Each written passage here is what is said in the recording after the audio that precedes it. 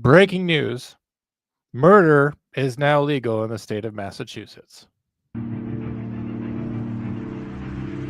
City council members have announced their plans to disband the Minneapolis Police Department. We're calling for defunding the police. Shootings in New York City have more than doubled this year.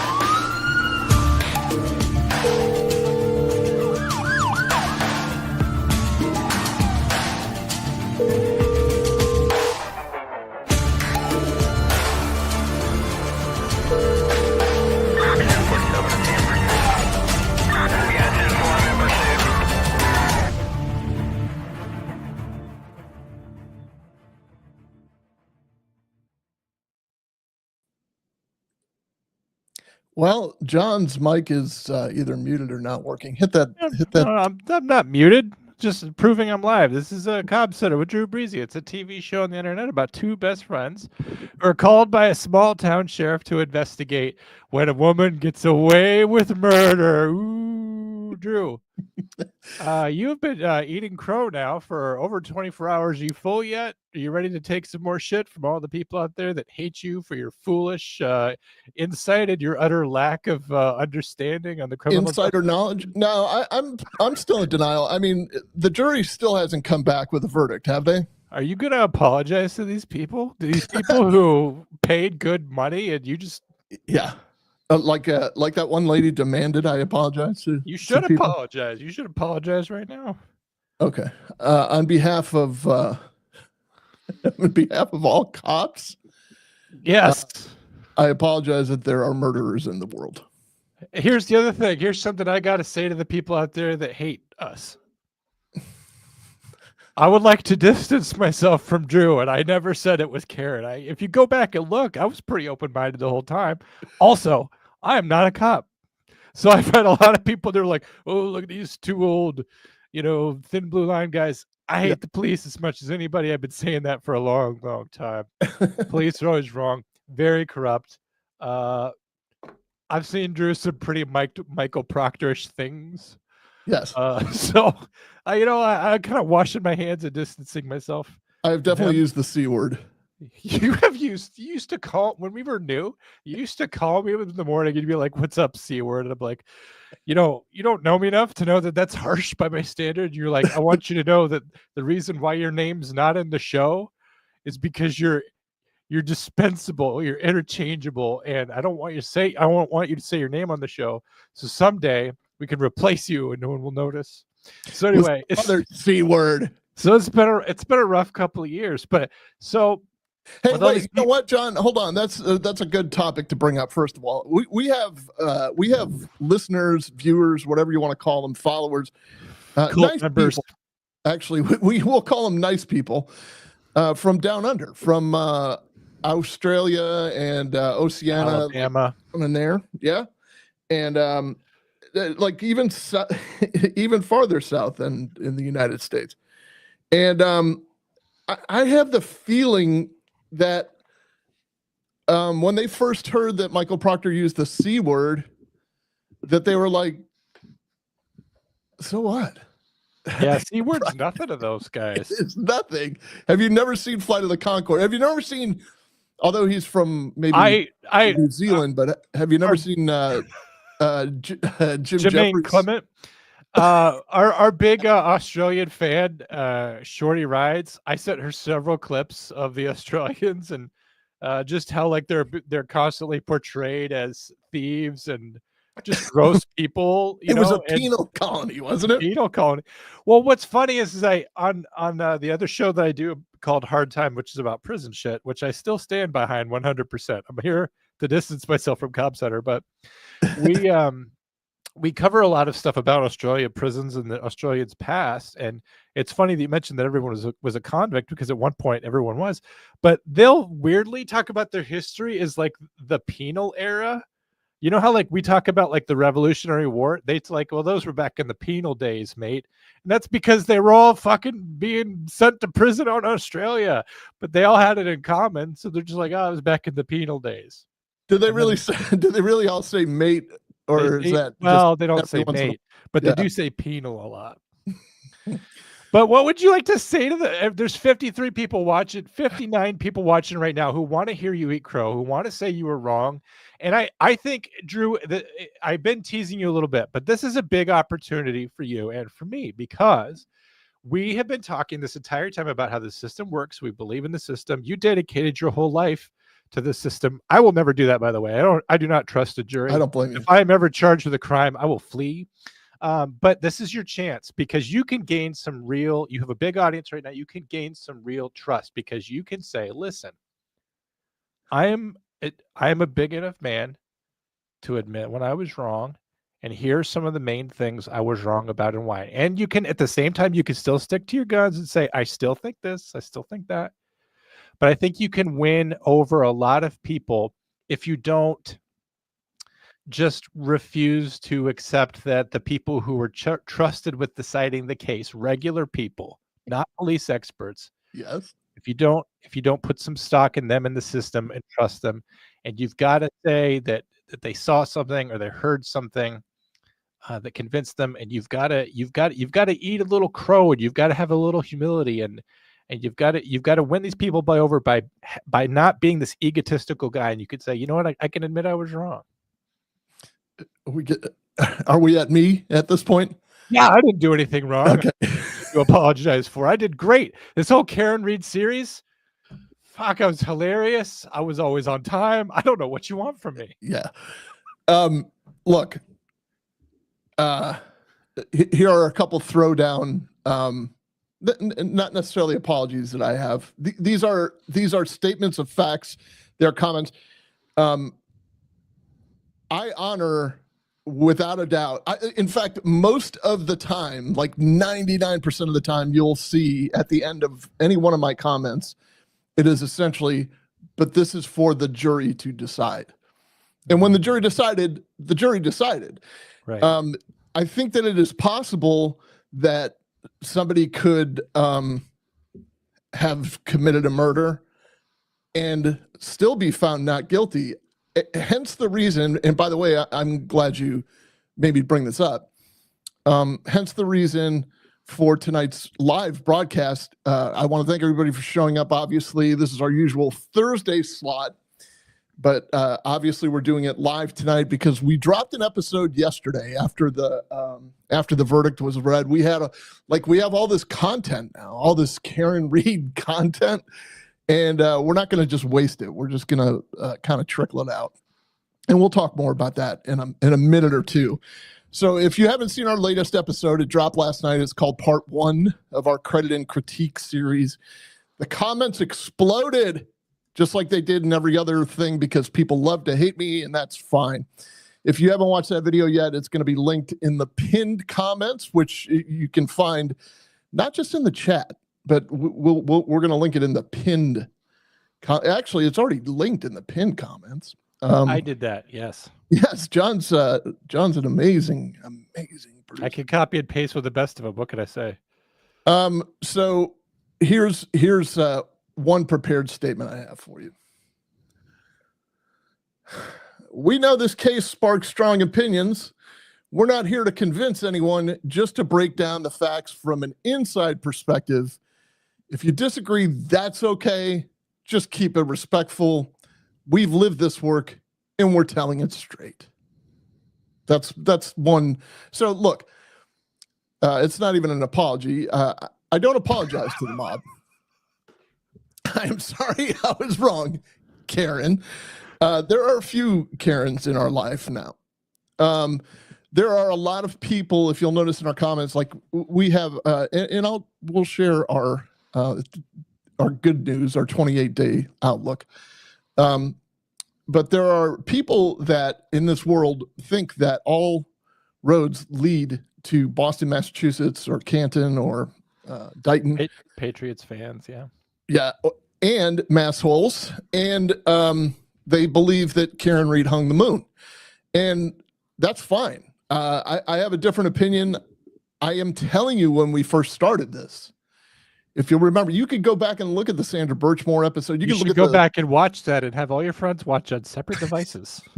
Don't share. That's some real commie bullshit right there.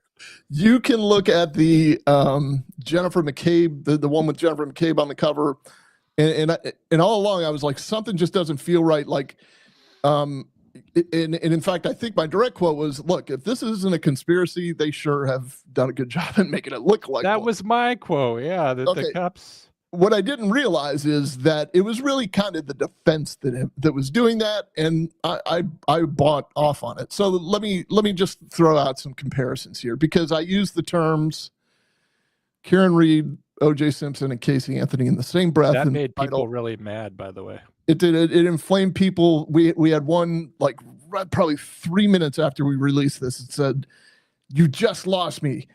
Karen Reed is nothing like O.J. Simpson and Casey Anthony." And I was like, okay. All right. So here's my perspective on that. Here's my apology for that. In O.J. Simpson, you had somebody who was likable, and he was already a celebrity, though, so it kind of doesn't count.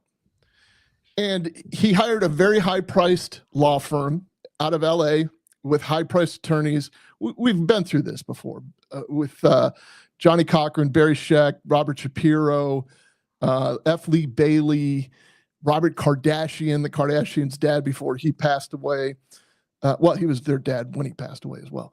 And then Caitlyn Jenner became their father. So there's all of that. I just gave out my number to people and you said that. Thank you. So there's all that on the OJ defense team, on the dream team, right? Just let's follow me on this parallel here.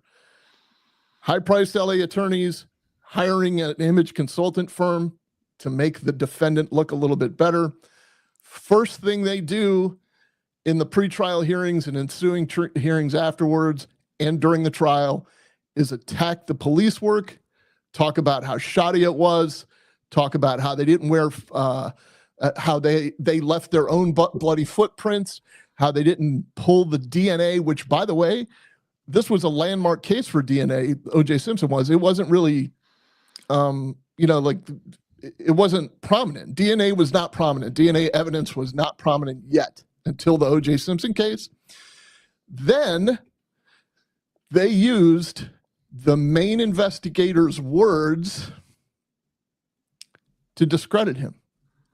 They used Mark Furman's words. They said they dug up some old high school interview or something that he had done, right? Where it was like an acting thing or something, but he said the N-word. And what they did was they said, okay, well, here you go. Here's the lead detective, and he's saying the N-word, so obviously this detective is biased against the defendant. That became a media firestorm. The inferno blazed on. Sorry if that scared you. It scared me a little bit. Okay. Then they put the defendant on the stand and made him own up to it. And what was he forced to do? He was forced to plead the fifth. I'm sorry, they put the detective on the stand and he was forced to plead the fifth. Kind of like Michael Proctor that had to sit on the stand and say his own words, kind of against his will. But he knew he effed up. Okay, so they take the main investigator out. They paint him as biased. They say that the investigation was horribly done. They pointed every little minor mistake, which looked like major mistakes. And they're like, oh my God, I can't believe it. All these armchair detectives are like, oh, well, how can they not, okay. And then what did they do, John? What was the final straw that convinced the jury? The glove that didn't fit. If the glove doesn't fit, you must acquit. But do you know how we got that glove into evidence? Mark Furman doing stuff. We had to jump over hurdles because Mark Furman planted it there.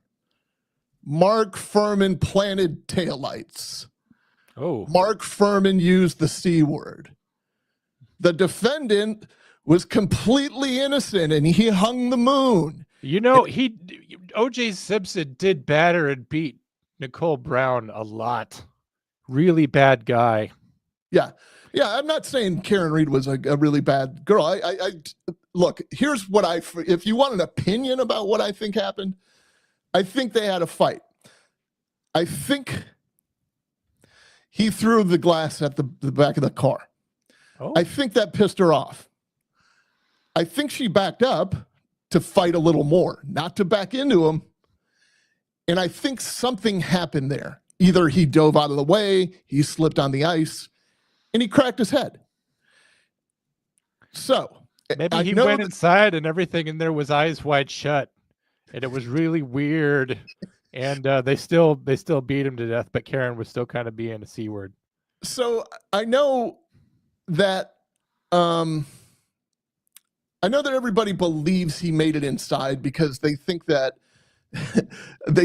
he climbed a flight of stairs. John and I happen to know from our professional backgrounds that telecommunications systems do not pick up elevation like you think they do. Anybody who's had experience with calling 911 from an office building, from a condominium, from a hotel, you'll know they can tell you exactly in a silo where you are in that hotel. They'll never be able to tell you what floor you're on yet.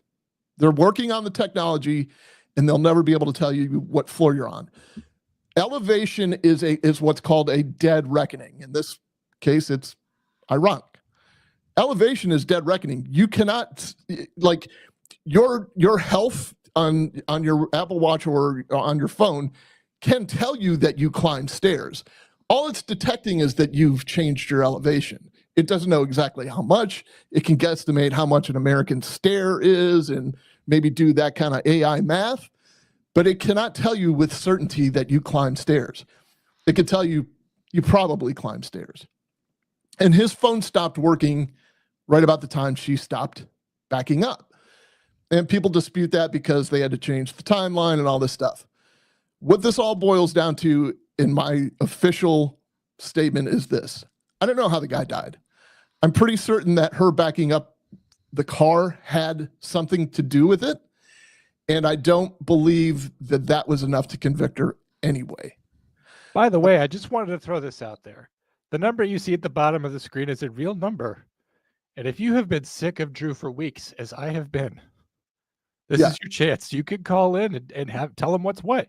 If you I throw down the challenge because we've had a lot of people in the comments who be like, "You're a big buffoon guy. You're a crappy, corrupt cop."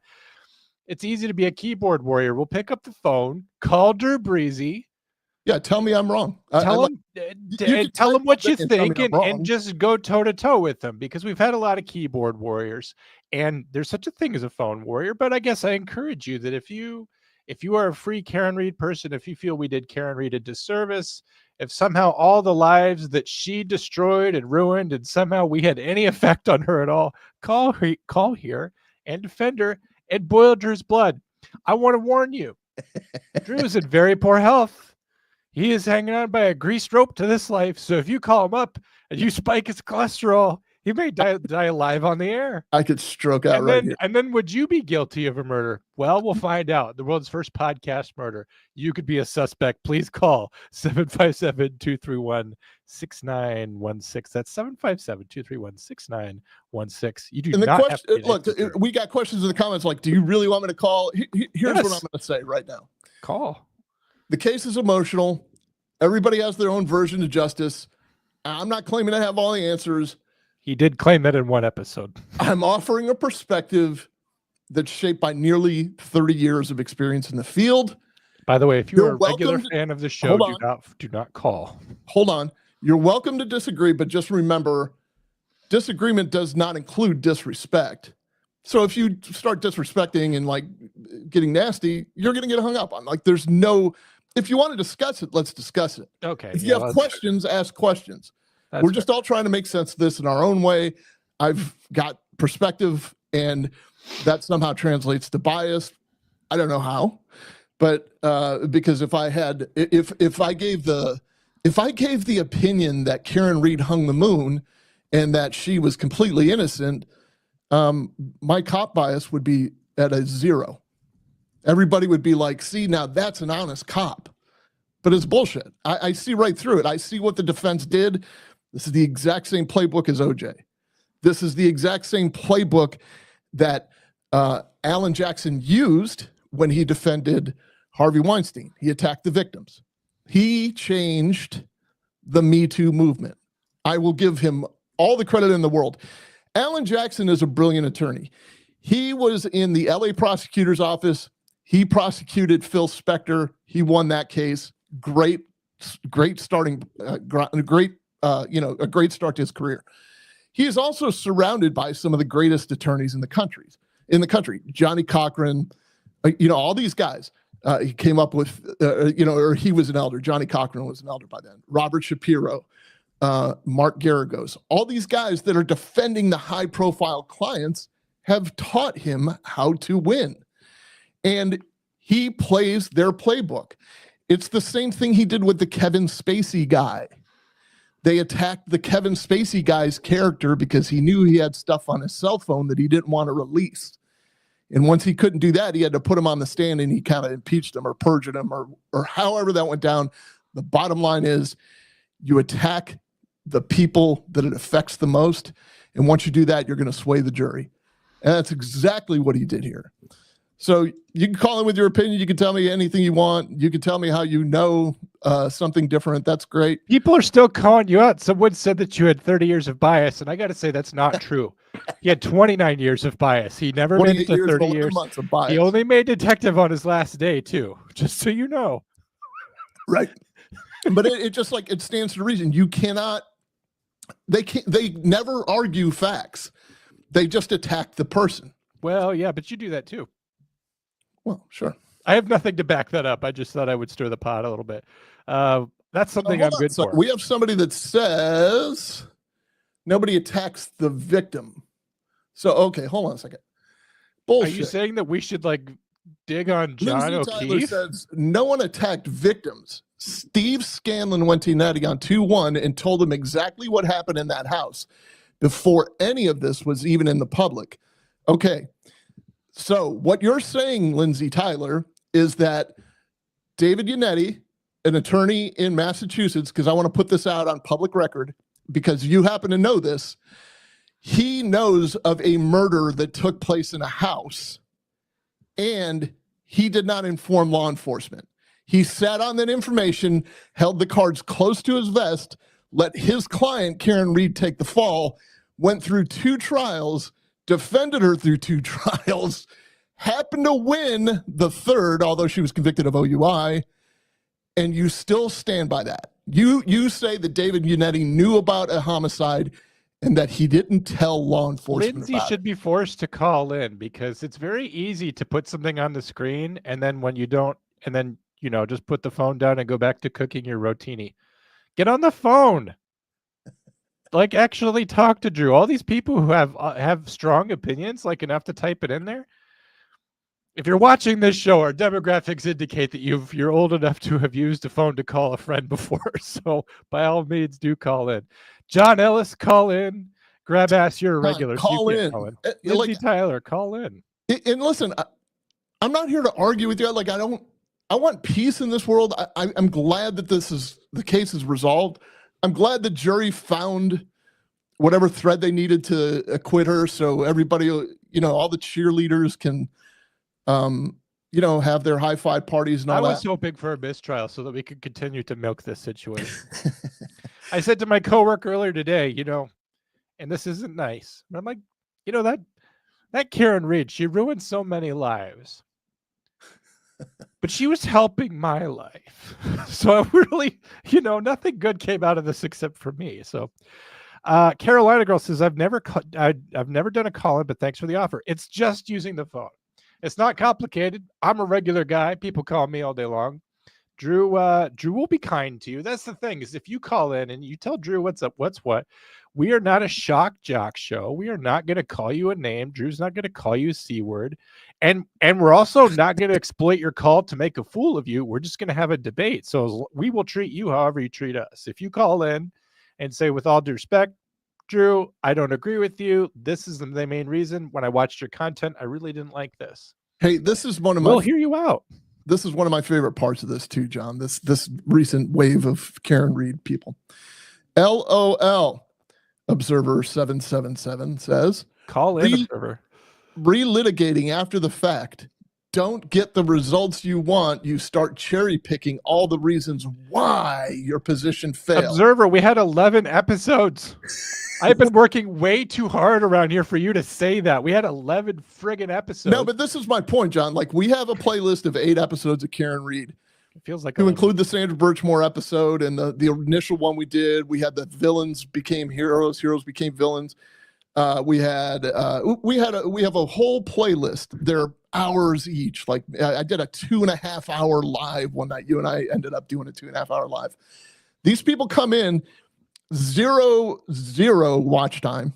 I mean, like, if you watched, thank you very much. Yeah, if you did watch, thank you very much. And if you're going to stick around, like, after Karen Reed, because, like, all roads don't lead to Karen Reed, believe it or not. There are other cases, like there's Koberger coming up. There's other things, the Idaho murder. But what they do is they just start throwing these little darts, but they've never watched the content. They never saw the evolution where we went from, this really is kind of suspicious into, I don't really think this is that suspicious. I think that this is a defense attorney overblowing things. And I can couple that with experience of being on the stand in a murder trial, actually, where the defense attorney has overplayed their hand on what the cops have done. I've been involved in several felony trials, not several murder trials, but I've been involved in several felony trials. I've been the affiant, the affiant, the one that investigated, arrested, wrote the search warrant. Here we go, Drew. California's coming in. They're coming in hot, and they want a big piece of you. California, you're on the line. Hi. Drew, could you please go back over that conspiracy theory about the somebody framed her so he could defend her so he could... Could you go over that again and go over it very slowly, because you lost me. And I want to hear this. Somebody's reindeer? What did you say? This conspiracy theory that somebody framed her so he could defend her, but then he stopped defending her at the third trial. Could you go over that slowly? Am I in the fucking Twilight Zone here? When did I say that? A couple minutes ago. You said that somebody framed her so they could defend her, but then they stopped defending her? Yeah, during the third trial, he only have defended her two? through the first two trials. Understood. I understood. I think this is what you mean. No, we didn't. We were joking about a third trial. We know that there wouldn't have been a third trial. Sorry about that. This is what I think you. That helps. I think you're talking about when I was talking about David Yianetti. Is that what you mean? That sounds right. Okay. Somebody threw up this comment that I read, or I think it was Lindsay Tyler. I think. Maybe it was. By the way, Lindsay should call in. You can talk to us. I will change my mind. I will change it to whatever you say. she's got comments. Like, she wants to talk it out. That's fine. Okay, so what they were saying was, you've got this all wrong because some guy named Scanlon went into David Yianetti's office on 2/1, which would be what, 2 days after the incident. Yes, okay, this sounds right. Good, keep going. Okay, so Scanlon went into David Yianetti's office and told him what actually happened in the house. Okay, now this is where you got to follow me close. David Yianetti is an attorney, and he represented Karen Reed, correct? Are you with me so far? And then there's just a little delay in the phone, and that's all. I'm not trying to be a smart ass. Yeah, So, I know. It's okay. So David Yianetti knew about a homicide under that theory. He knew about a homicide that somebody else committed. So he, under this theory that is being pushed, knew about a homicide, and he let his own client fall on the sword and make it through 2 trials without telling law enforcement that he knew who the actual killer was. Is that plausible to you? No, it was so absolutely insane that I had to. Yeah, I had to go back over it and get it clear because Thank you. that was ridiculous. Thank you. I'm drunk. Well, no, I'm sober right now, unfortunately, and I couldn't follow that. Unfortunately.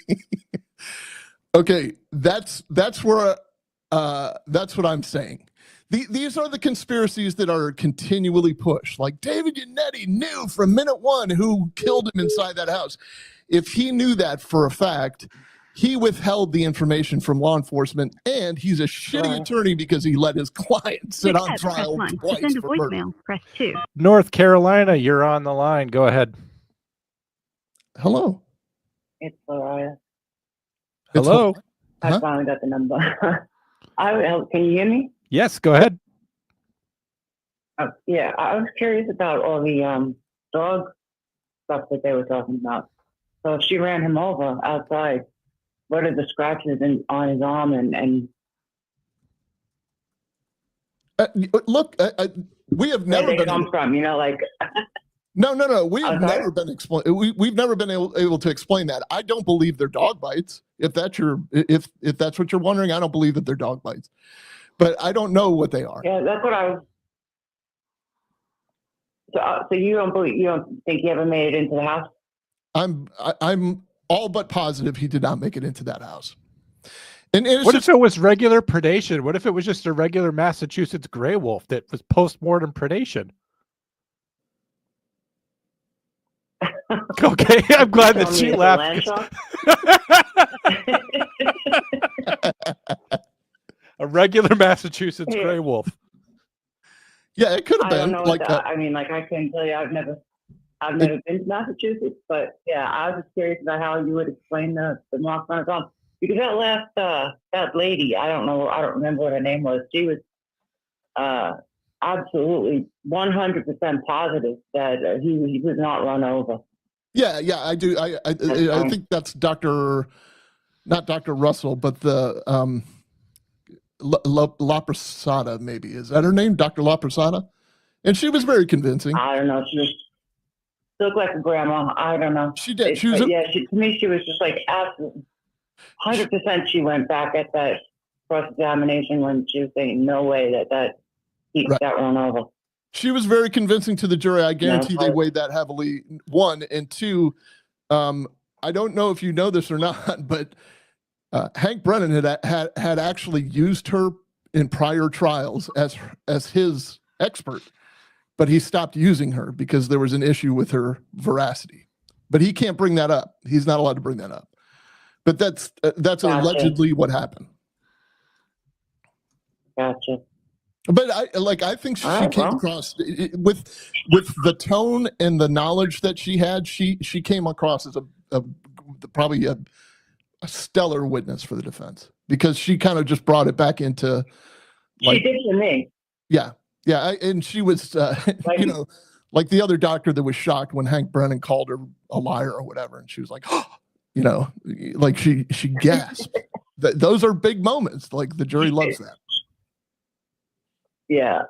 I mean, the OUI, sure. I mean, anybody would believe that. They're all drinking and hanging out, bunch of cops. But I don't know.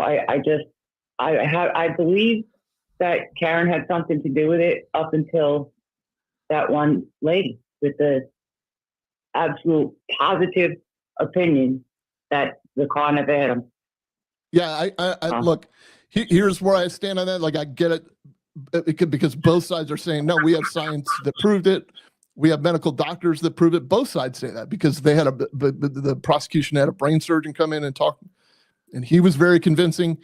So what it comes down to is like, as the wheel of justice turns, if the tie is going to go to the defendant every time, and it should. Like if we don't know for certain that she's not guilty, just like he said in his closing arguments, then she's not guilty. And okay, it doesn't like preclude us from having our opinion that she is, though. Oh no, definitely not. I'm not. I wouldn't Yeah, I know. I know you're not trying. You know, I wouldn't judge anybody that had a different opinion than me. That's very I nice just- of you and Like very I said, that was strange. the one thing that I couldn't get over. So, what's that? I said it's very strange that you wouldn't judge someone for having a different opinion than you. The internet is not really like that. I'm an old lady. I'm a child of the 60s. Yeah. So You- anyway. Hold on a Thanks for the second. I was conversation. born in the 60s and I'm not an old man, but you're a very endearing soul. I appreciate you calling in. Well, thanks. I enjoyed the conversation. We hope that you'll You stick guys, good around luck. and we hope you stick around and watch more episodes as Karen Reed ends and another case begins. I hope that you'll watch and call back in next time. I really appreciate Donna Adelson. I appreciate that you had the courage to call in because there's a lot of people who are kind of talking a little bit of smack and they don't have as much courage as I guess what a self-described old lady would I call them have. keyboard warriors. Yeah. Keyboard warriors and internet trolls. Yeah, no. Yeah. Well, anyway, Back in the day, ICQ and all that stuff too, so it doesn't bother me to call and talk to anybody. I'm glad you mentioned the Donna Adelson trial. That would be something to cover. That's a weird conspiracy, but I haven't dug deep enough into it yet. She was just going on a one-way trip to Vietnam. No biggie. They were coming back. We'll see how it goes. We'll see how it goes. Thank you very much for calling. you have a great night. Have a good night. Bye. Take care. Bye. See how that goes, folks. The line's open. You could call right now, 757-231-6916. Some people like Man Brown Jr. and other people want to call in. But the thing is, this lady just got on here and we were nice to her and she was pretty nice, but you don't have to be that nice if you don't want to. We're big boys and we can handle it. I've already set aside time after the show to cry in the shower. I've already got my soap set up. The candles are lit. I'm going to go up there and have a nice cry fest. But call into the show, 757-231-6916, and you can talk about whatever you want. You want to talk about, looks like we got a call from New York. Hold on. We got a good... Calls first, Drew. You're New York, you're on the line. Hey guys, I'm gonna. Okay, let me see if I can turn up the sound on here. So what's interesting about this case, and I haven't seen your show before, so this is maybe like the second episode that I'm seeing. Yeah. What's always struck me in the initial. Is that a pun? What's that? Was that a pun? No, that was not a pun. Yes. Yes. Sorry. Well done. Please stop interrupting the guest, John. So the incident takes place at midnight. It's snowing. There are a lot of people, and if we believe the speed that the prosecution is proposing that the car was going at and backing up into a human being, the sheer sound of a 7,000-pound vehicle crashing into a man. Don't you think that the neighbors or somebody would hear that? You're onto something. I mean, yes. Yeah, the answer is yes. It's however, and this is where I think the disconnect between me and a lot of people in the comments maybe are, or and I'm not saying like I'm some superhuman. It's quite the opposite. You definitely don't want to be on this side of my soul. When you've done the job that I've done for as long as I have, you tend to believe the more outrageous it is, the more true it is, if that even makes sense. So if you're like, you expect me to believe that lady backing up 70% throttle, 57 feet or whatever it was, 75 feet, hitting a human man, launching him far enough to crack his skull, hard enough to kill him, and nobody heard that? I think anybody in their right mind Nobody heard it. Yeah. And then he lands on frozen ground, right? So that would be a second loud sound that everybody should hear. So I think anybody in their right mind would say, yeah, that's not happening. But I think just about any cop you talk to has a like a I don't know about that one. That can definitely happen. Like we just see weird stuff is all. Like it's just we do have this saying, like the weirder the story is when I'll tell a story for you if you'd like, but as an example, but the weirder the story is and the more outrageous it is, the more true it ends up being. It's a phenomenon. And there's a saying, yeah, and there's a saying that clearly states that, right? So the most ridiculous thing is most probably true.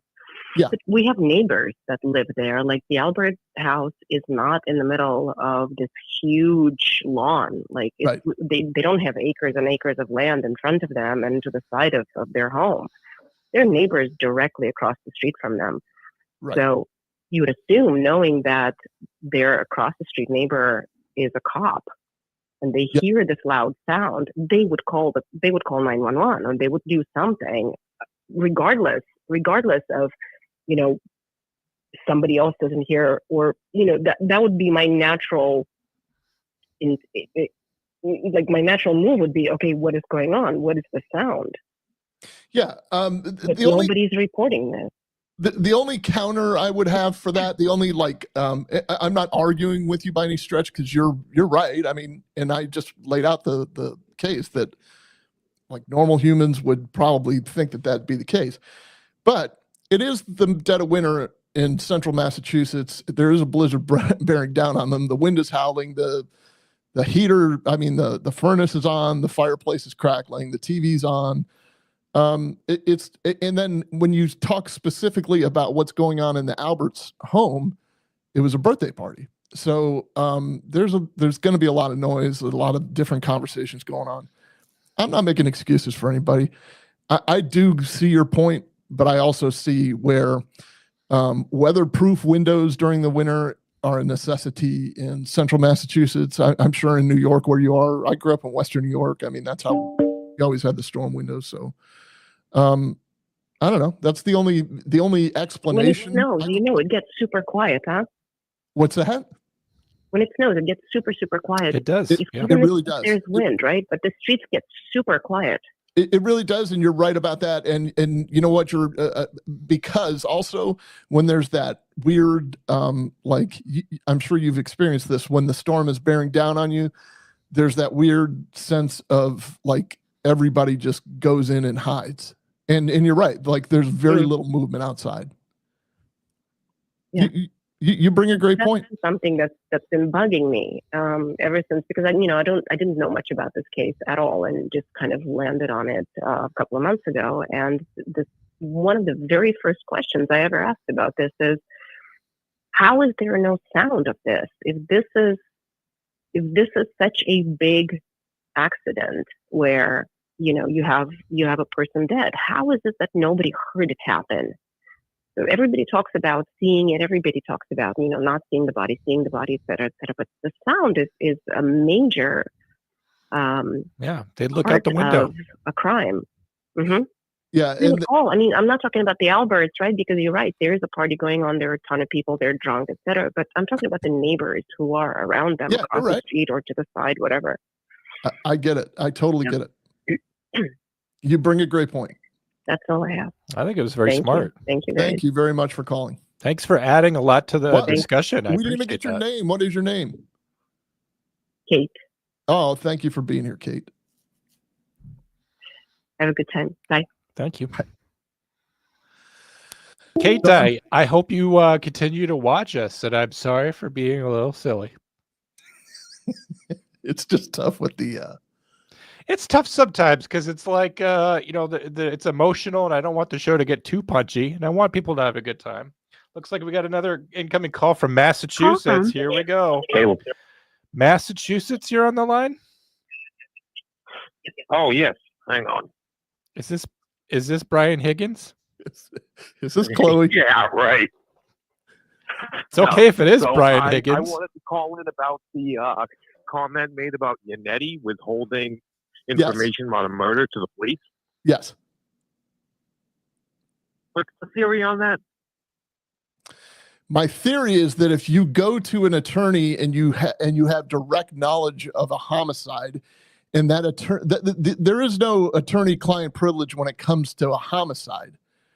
The attorney under rules of ethics, let alone under probably Commonwealth statute, would dictate he would have to pick up the phone and notify law enforcement. There's no two ways about that. Okay, so you're saying that didn't happen. Nobody went to Yianetti's office and told him that he needed to look at the people inside the house?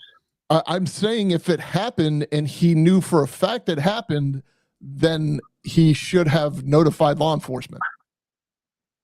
Okay, well, I'll let you know what I know, and I'm Perfect.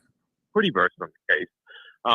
I'm pretty sure that is a fact that happened. Okay. I don't remember the name of the guy that went into the office.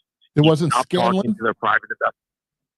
No, it was a friend of Brian Albert's, and he clammed up after he went in to give the secret tip to them. He clammed up, gave no more information. Yianetti did try to pass it along to the police.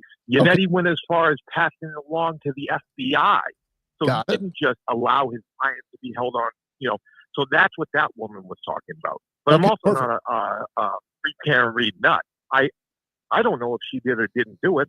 I would have voted not guilty because there's too many questions. Yeah, right. But yeah.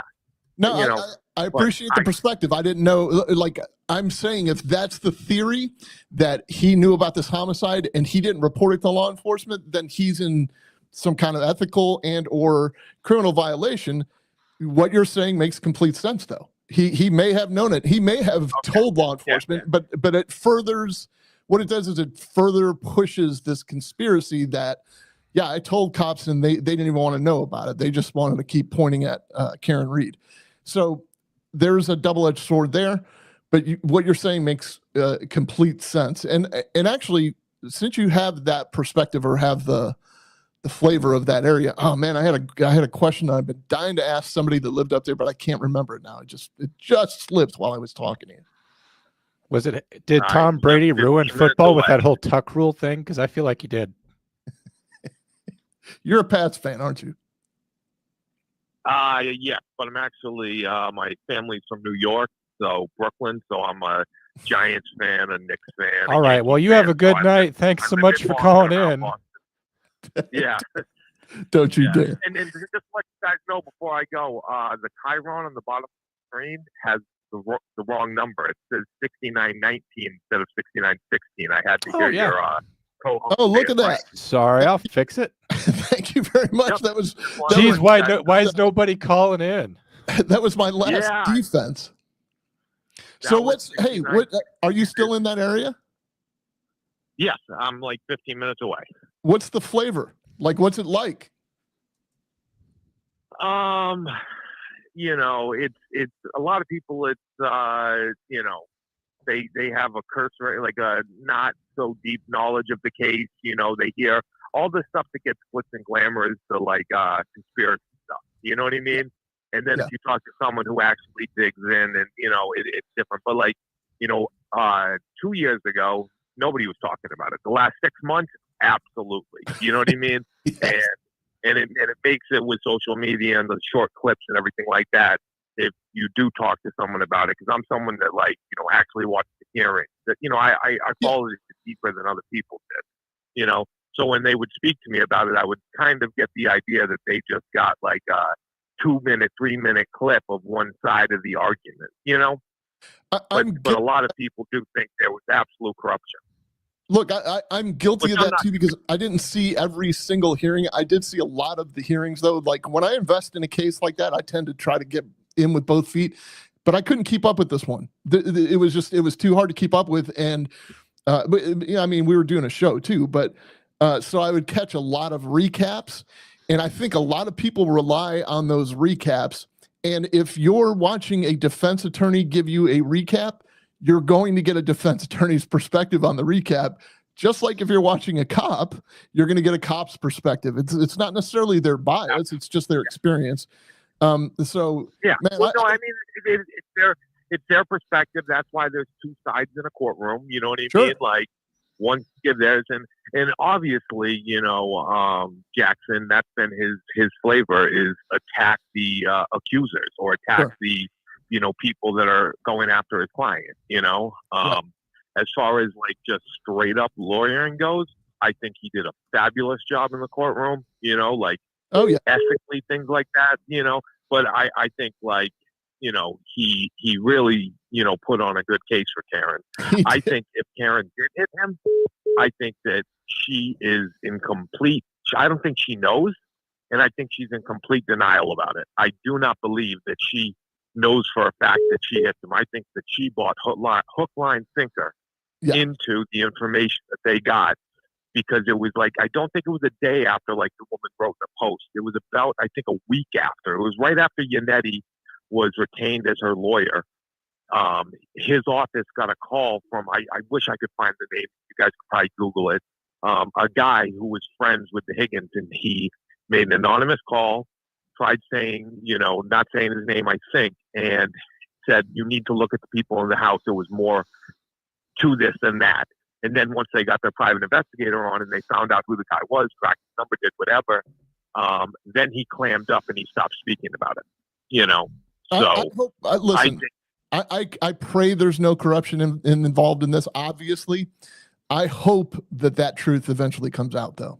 If if that part is true and we missed all that, and she had nothing to do with nothing, I hope that it comes out. My gut feeling is like just watching her dad's interview on Boston 25, like right before the first trial, when he said, when he gave that big quote that we played in the last episode, where he was like, she knows she hit something. She said, Dad, I hit something. I was backing up. I don't know what it was.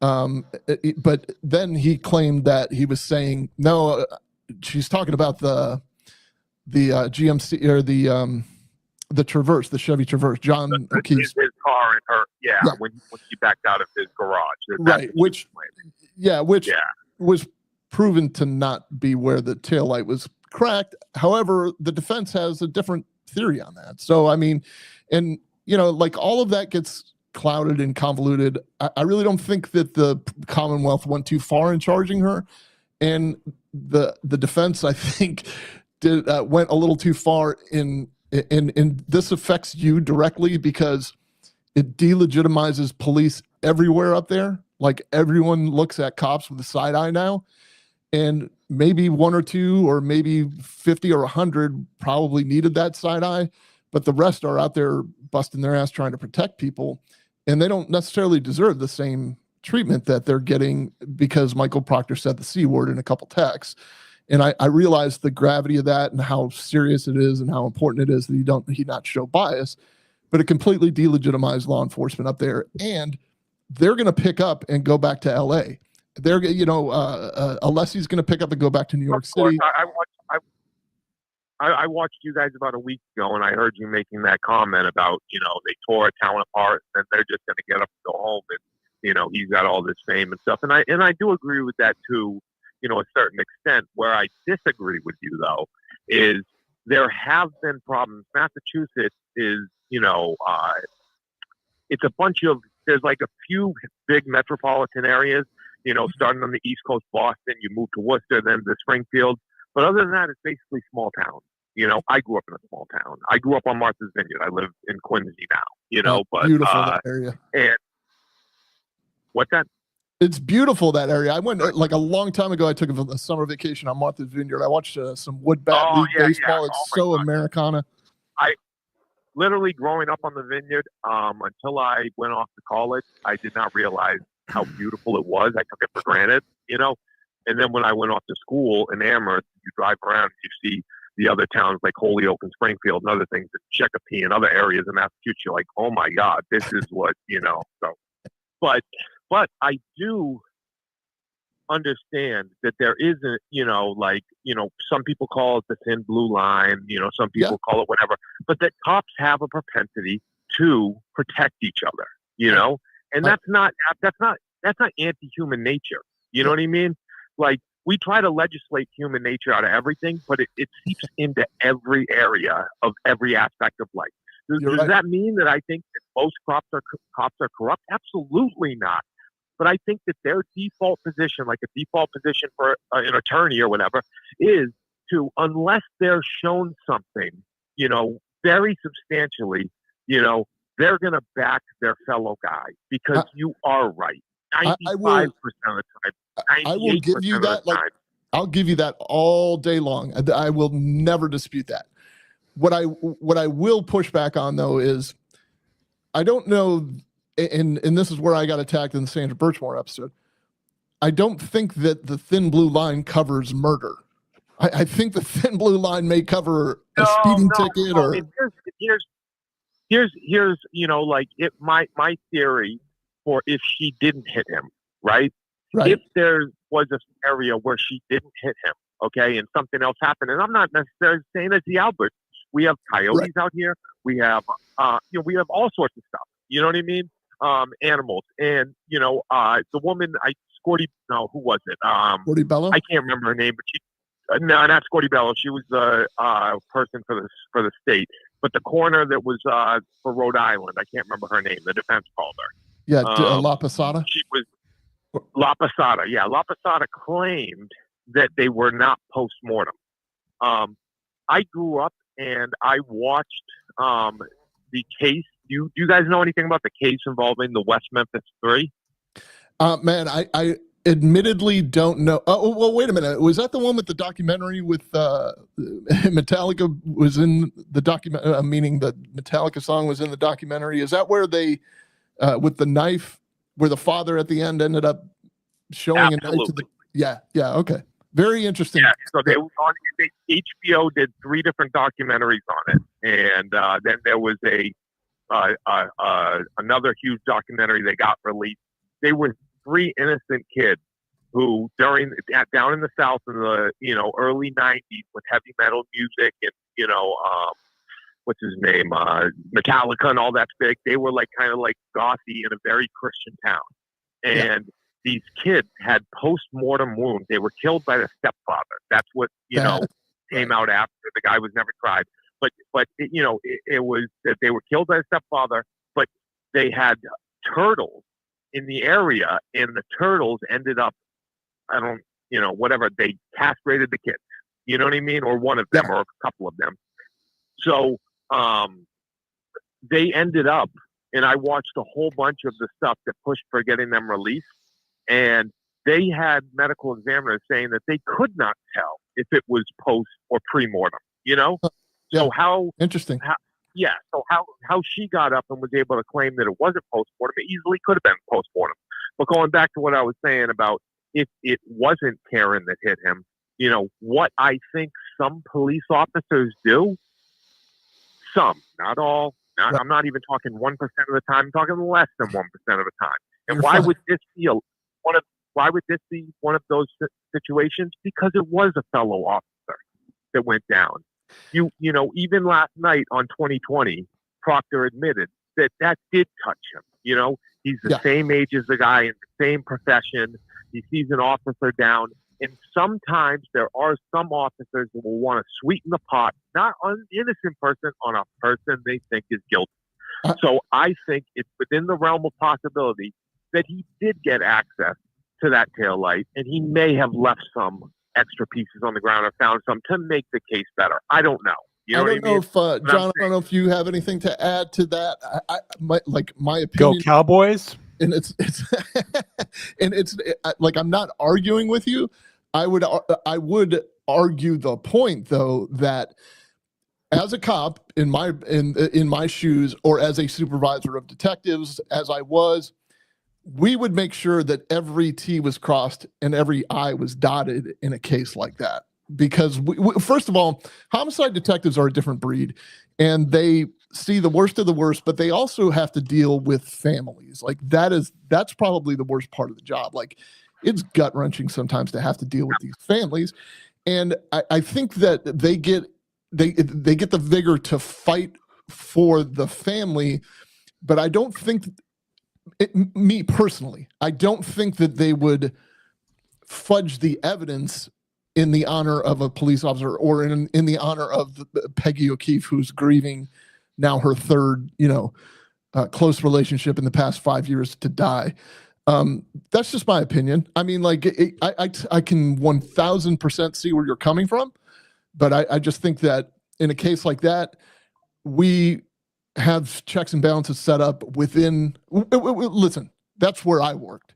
Maybe it's not like that at Mass State Police, but we had no. Well, I mean, honestly, the Mass State Police is one of the best state polices in our country. I always thought they had a good reputation, but this kind of changed it. I mean, like, it's kind of funny because they're walking out of this case looking like, you know, they're the worst run organization. You know, I have two friends, my ex-girlfriend, her cousin just got on the state police. They're an excellent organization. They win awards. You know what I mean? Yeah. So they do have great protocols and other things in place. What's a shame is that they weren't put in place in this case. You know, I think in the beginning, they didn't initially start investigating it as seriously as they should with a homicide, and they left room for a lawyer to come in and ask questions. You're right. As far as you get from Karen Reed and her defense's point of view, when you get, a call out of the blue, you know what I mean, that somebody did something in the house and then someone clams up and then the FBI gets involved and you have the lead investigator is lying about connections. You know, like on 2020 last night, he said, through my sister, I had a distant relationship with yada, yada, yada. The guy, the kid was in the wedding. You know what I mean? Yeah. 10 days before John O'Keefe was killed, he was going to have, I can't remember her name, but the Albert wife at the same house. He was going to have her babysit his kid. You know, that's not, you don't trust someone with your kids that, he's trying to downplay as distantly knowing. Like, yeah, was it a close friend of his? No, it was his sister's friend, but he knew her well. You know what I mean? And he tried downplaying that. And I think things like that, I think he caught unfair grief, but I feel like he put a lot of this stuff on himself. He did. He did not act. No question.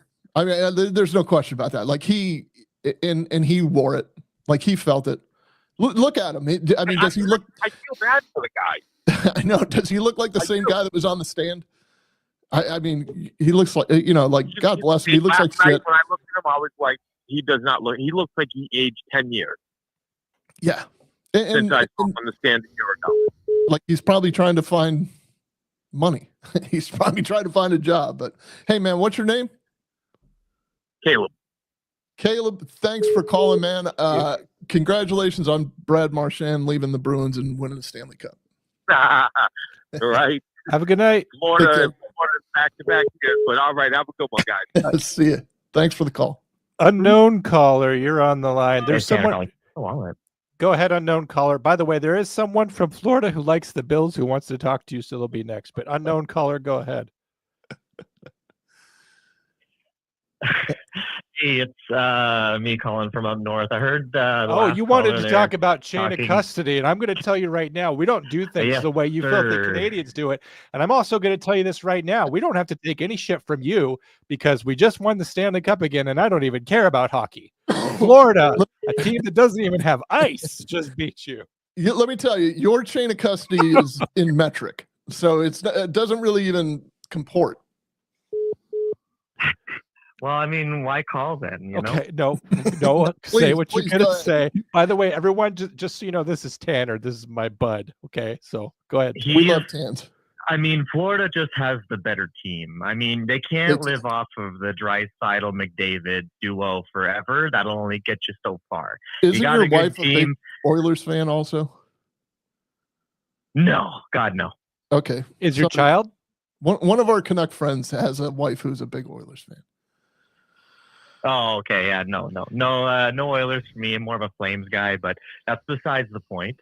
We lost Tkachuk to Florida, so that's kind of one of the reasons. You're going to talk about chain of possession, but you're losing players to Florida. So what's the point that you wanted to make? Because someone was talking about how Michael Proctor doesn't understand chain of evidence, and you were mentioning something about agency oversight. Will you walk us through that, Tanner?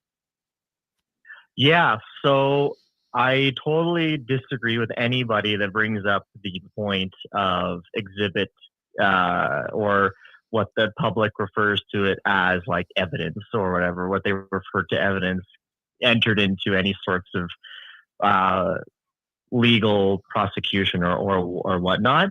We refer to that as exhibit. It's an exhibit, is exhibit A, B, blah blah blah. Or in our case, they're more numeric for, like, we have hundreds or whatnot. Anyway, don't want to get into those details, but it's so closely scrutinized that I have 8 years on the job completed, on my 9th year, and I've seized, I can't even remember. I couldn't even begin to tell you how many exhibits I've seized over the years, and I've seen my partners seize over the years. And how many women have you framed over the years? Oh yeah, right. So it's just so closely scrutinized and monitored. I don't think the public fully understands. I think the perception, and it's all about public perception, right? So I think the perception is public sees officer on scene do X, Y, and Z, and then they disappear and they don't see the other 99% of what we do behind doors in our office or whatever. We take notes, we take photos, we take video. We have coworkers that are constantly watching our moves, not like maliciously most of the time, you know what I mean? But we're just kind of like there to hold each other accountable. Sure. And maybe I say like, hey, Constable Smith, or hey, partner, do you mind if you take this photo for me? Well, now that my partner is also not implicated, but he's assisting me in that exhibit. He's your co-defendant if something goes wrong. Yeah, exactly. So he's kind of like there's another person who's laid eyes on this, for example. And there's certain policies in place. Like if an exhibit is worth, like if we're talking monetary value, then by policy, there has to be a second set of eyes on this. Do the same. Now, sorry? We do the exact same thing. If it's over, I can't tell you the thresholds because it's. We just do it faster because we're Americans. Yeah, if it's over $500, you need a supervisor to approve it while you count it. If the jewelry is over X amount, it not only gets sealed, but it gets put in a mailbox type box that you can't get into once you put it in there. And the actual evidence custodians come in, the exhibit custodians come in and they collect their exhibit Z, and they take it with them. Like it's all secure. And I think in this case, I think what one of the things that was called into question was the hoodie that was like supposedly just like left for anybody to set their coffee on or whatever. There are drying tables and all kinds of stuff like in a crime scene area of a police department. It's a secure area. You need to badge your way in. You need to do all this other stuff. And they don't put wet evidence into evidence. It just doesn't happen that way. So for it to sit out and dry, I can see it happening, although I'm sure that you have a chain of custody log. I don't know where the ball dropped in that chain of custody thing with them. Yeah, you're absolutely right. I don't know too much detail about this specific case because I haven't been able to watch consistently for the past couple months. But you're absolutely right. Like each officer in an office is assigned what we call a temporary exhibit locker, and we each have our own, and we each have unique keys where only me and then the exhibit custodian, who is like the main, or maybe there's two, depending on how big your department is. The exhibit custodians are the only other people who have a master key to those temporary lockers. And usually exhibits don't stay in those temporary lockers very long. It's just a place because, nobody works 24 hours a day, 7 days a week, except for dispatchers. Right. But we put our exhibits in the temporary lockers. We send a task on the, record RMS, the record management system. And then we say, please move exhibit PE003 from my temporary locker into the main locker. And then, as this is all tracked and it's all timestamped on the computers and everything. Sure. And all these rooms are recorded. So if someone says, I specifically heard the one caller say, like, I think this officer could have taken this out of the locker and played with it. It's like, okay, well, that would be captured on video, and there could be an internal investigation from an independent organization if a complaint was made or whatever, right? Like that can be looked into, and that's highly scrutinized. So, and I would also argue, besides the exhibits part of it, I think the police are the worst critics of themselves. And I've seen way more examples of other officers for promotional opportunities throw good officers under the bus to make themselves look better to get a promotion. So I could tell you that there is no blind brotherhood trust thing. That may have been a thing in the 80s and 70s, but that's not a thing. How many people have you undermined for the sake of your own career? Yeah, and be very careful. They're going to just for having that thought. You're probably going to end up being fired just for having that thought. That's right. Yeah. Good thing I'm an anonymous caller. So again, with the whole locker thing, and you're absolutely right with a wet sweater, that we have drying racks for DNA. You know what I mean? It protects the DNA from any sorts of contamination. We have different seizure bags that we keep in our duty bags for what our training is. If it's potential DNA and it's wet, it goes in a bag where it can't get moldy because it may sit there for a little bit before the analyst can get to it to run some tests. So Tan, if it's let me ask you not wet or it's Tans, if you're on the stand and a defense attorney says, wait a minute, you have a DNA locker. When was the last time you signed a log for that? What would your answer be? Like, I never signed a DNA log? Yeah, you'd be like, I never signed a log. And they're like, you never signed a log? And you don't get the opportunity to say, no, it's all done electronically. We don't keep logs like that. That's Buchanan famously said, we don't have a log for the logs. We just like you don't have a master log. Oh, I see. Like he knew knew what he meant, but and so did Alan Jackson. But Alan Jackson, when he starts peppering you, Tanner, with like, so you didn't sign a log, there's no receipt that you signed, and he just keeps going in on you, and you're just like, no, because you're testifying truthfully. You didn't sign anything. Yeah. There's an electronic receipt though. There's probably a barcode on the piece of evidence that's with a gun, some kind of clicker. That's what we use, the system that we use. Like there's so many checks and balances, but it's very possible that they made mistakes too. Like it happens. Like it really does happen. I don't care what the gravity of the case is. These are human beings that are making investigative decisions, and they're going to make mistakes. All right, Tanner, we've got like we've got like 5 callers waiting. Are disclosed as well. So yeah. No, I'll get off my high horse here. But to add to that, the electronic exhibit monitoring and tracking is also disclosable in court. So like in a way, if they ask that question, you can just be like, Your Honor, let's refer to these electronic notes. You know what I mean? So, yeah. Well, Tans, you covered it from A to Z, and I appreciate you being here. I love you. We love you. Yeah. All right, John, we'll talk later. All right. Thank you, buddy. We could talk all night. I'm trying to get some new folks in here, and we'll talk to you soon, buddy. Yeah. All right. Take care, guys. Have a good night. All right. I'm going to do an outbound call. There's a guy in Florida who loves hockey who may just be your new BFF. So get ready. You might have a new best friend. Florida. Your call has been forwarded to voicemail. The person you're trying to reach is not a... It's a butt. It's a butt dial. That's okay. We had plenty of other people. I'm going to call back area code 508. This is also Massachusetts. We may have already talked to this guy. John, this brings me back to like the Jerry Lewis telephone days. Yeah. I'm really great idea on your part. Yeah.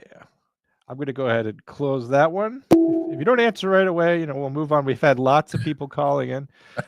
Area code, let's see. We had a 603 call in, also from New Hampshire. I don't think we've talked to you, and I'm going to call you back. Let me guess, they're all going to call again once I start doing outbound calls. Or they're going to, get gun shy on it. I see a good point. Hello? Hi, this is the comm center calling you. Yeah.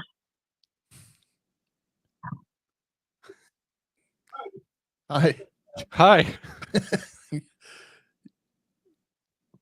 Hello. Yeah. We're like, we want to talk to you. Okay. I'm sorry. There's a delay. Yeah, I know. It's bad.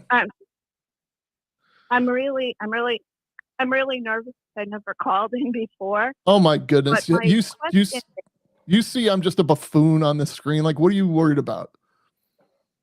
I know. My Go ahead. My question is, why did Jen McCain, when she got to the scene, why did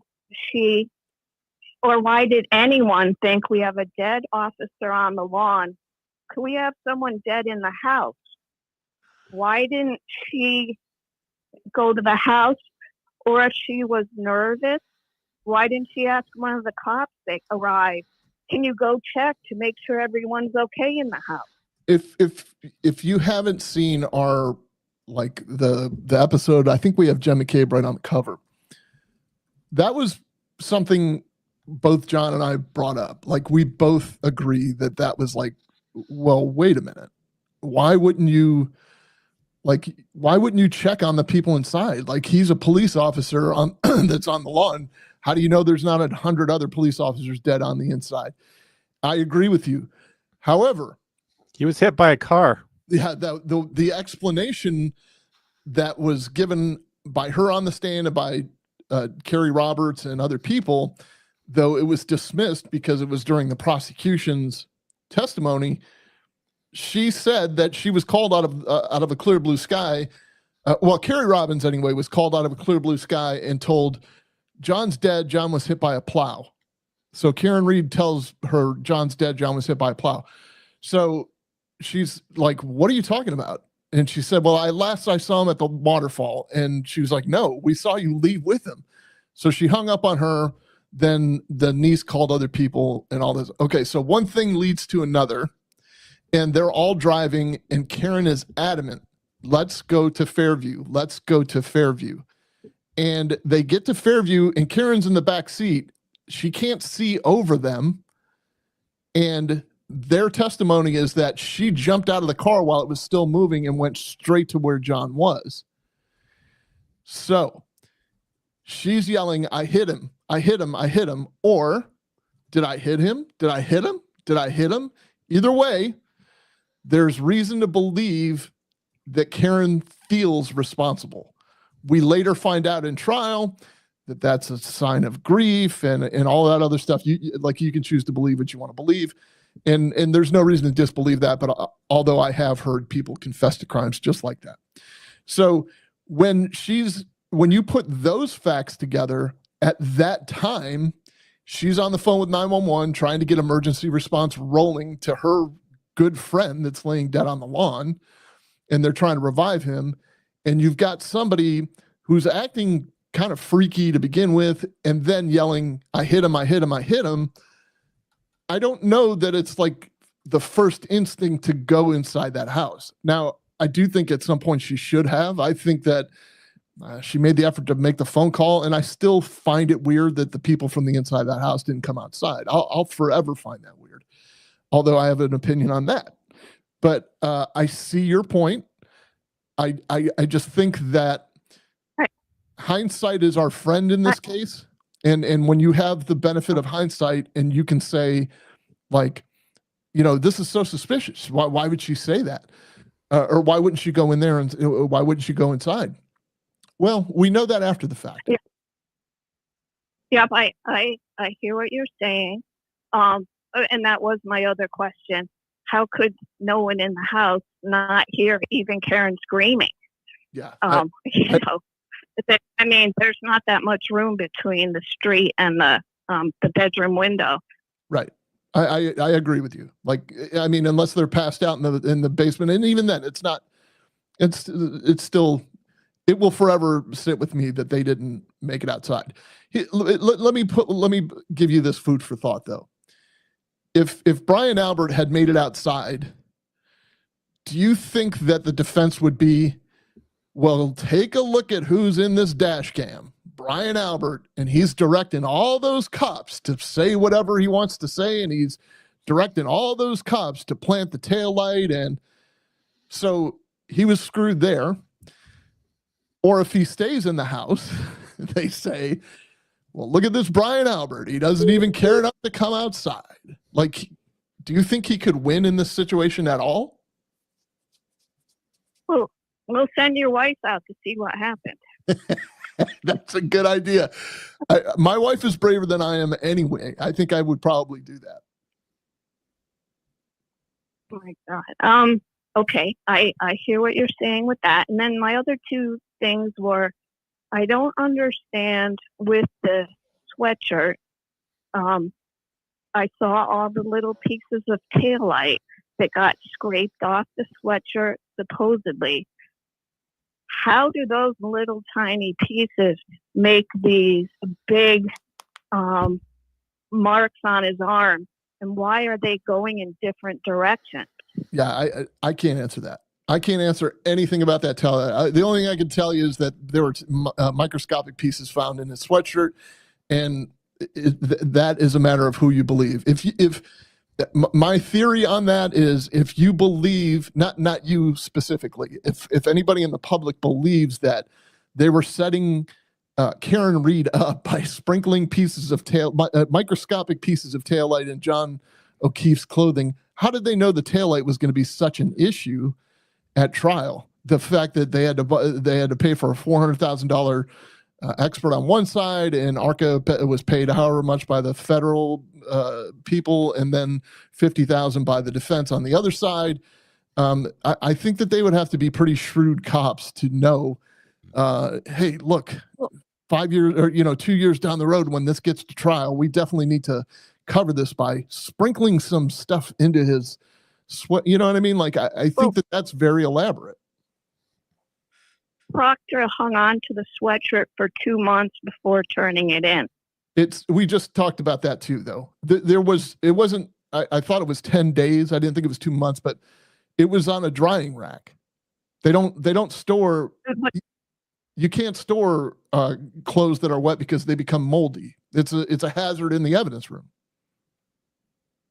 Right, but it actually wasn't in the evidence room, right? It was in a room attached to the evidence room.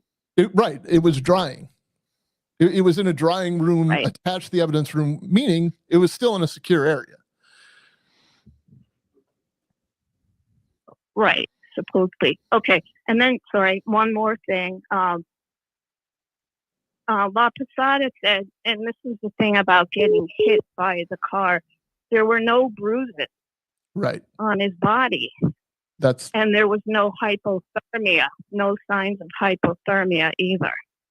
I disagree with that. I think that Dr. Scorti-Bello testified in both trials that his cause of death was blunt force trauma to the back of his head and onset of hypothermia. Both trials, she testified to that. I don't know if she later changed it based on some other evidence that she grew on, but she saw evidence and indication in his like his gallbladder, or it was one of his organs that is common in hypothermia. So I think a lot of people say that, no, there was no hypothermia. I disagree. I think that she initially saw hypothermia and she put two and two together that he was outside for long enough. And then the defense started poking holes in that because they didn't want people to think that he was outside that long. They want people to think that he got beat up on the inside and for some reason they drug him out to the curb where anybody could find him. But that's go ahead. That was Scorti-Bello, but it was La Posada that said no hypothermia. Right. She looked at the spots that Scorti-Bello was talking about. So I guess there was just a disagreement between those two. Yeah, definite disagreement between the medical officials. I'm erring with the one that actually held his gallbladder. You know what I mean? Not reviewed the records of the one that held his gallbladder or whatever it was. You know what I mean? That's what I based my opinion on. It doesn't necessarily mean it's right. Yeah, I hear you, and I'm sorry. Do you need me to get off? Because I know there's probably other people calling in. We have lots, but I mean, you're here. If you have something else, I would say go ahead and get it off your chest. You called in, and here you go. Okay, let me see. Okay, Hank Brennan, why did he pull the stunt with the sweatshirt? I think it was a genuine mistake, and I think he knows that probably lost most of his credibility.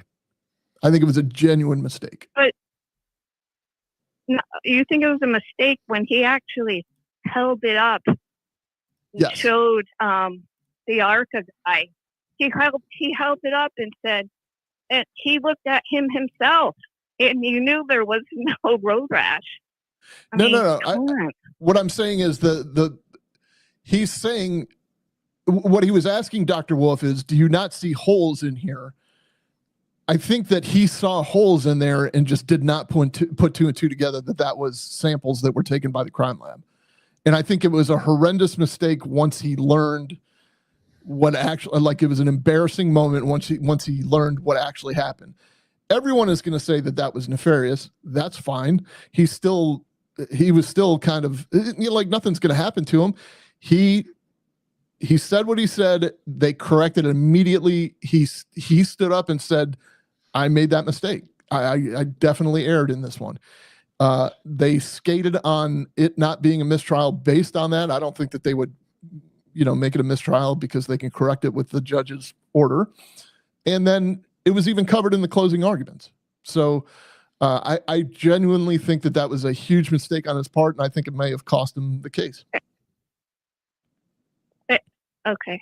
All right. Because I was going to say, he was trying to connect it to road rash, and he looked at it himself, and he had to look at himself before putting it right behind the witness stand. Right. Anyway, it's okay. I hear what you're saying. And let me think one more thing about him. Oh, just your opinion. Who do you think was responsible for not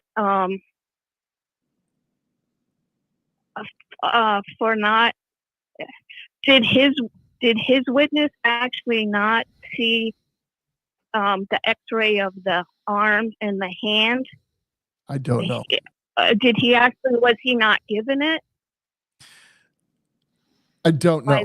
That was a huge thing because I was under the belief that no X-rays of the arm had been taken, and then I'm finding out, well, there's X-rays and there's no hairline fractures, and it's like, well, the rug's been pulled out from under Welcher there. That was. But I can also see that it's a pretty big evidence error. I'm sorry, it's a pretty big evidence error if you don't share that or disclose that with the defense. I'll guarantee the defense knew about those X-rays. Yeah. But, it's just. The prosecution had it, but did the prosecution know about it? Because they would get it from the state's medical examiner, and it would go into a package of evidence. And of course, they would go through the whole process of getting it admitted. Was it some kind of oversight or something? Because what Drew's talking about is Brady doctrine. Like anything that would be exculpatory, they have to give to the defense. But the defense would also subpoena all those things anyway. They would want to know. They would want to go through discovery. There's no trial by ambush. There's no gotcha moments. So you would think that the prosecution, just being diligent, would know that these X-rays don't show these telltale hairline fractures. And you'd think that they would want to look for those and you really use those in the case because, like, hey, how did a dog bite through both of this guy's, his ulna and his radius? Like, for me, if I was trying to prove that a car hit John, I'd be pulling out those X-rays day one. I just want to point out Patty Curran here. You can see her picture. She says, "Oh, okay. Now you want to tell us why no broken bones. What say you, doctor? ? You are an absolute capital jerk." That hurts. I don't know if she means you, but she doesn't mean me. Thank you, Patty Curran. You definitely personify every free Karen Reed person I dealt with, and I'm praised. I am so freaking glad that this trial is over, so I don't have to deal with assholes. Drew, we got nice people who want to talk to you. Could we just talk to the nice people? Ma'am, I'm sorry that I just swore in your ear if you're still on the phone. I adore you. I think you had wonderful questions, and I enjoyed this conversation.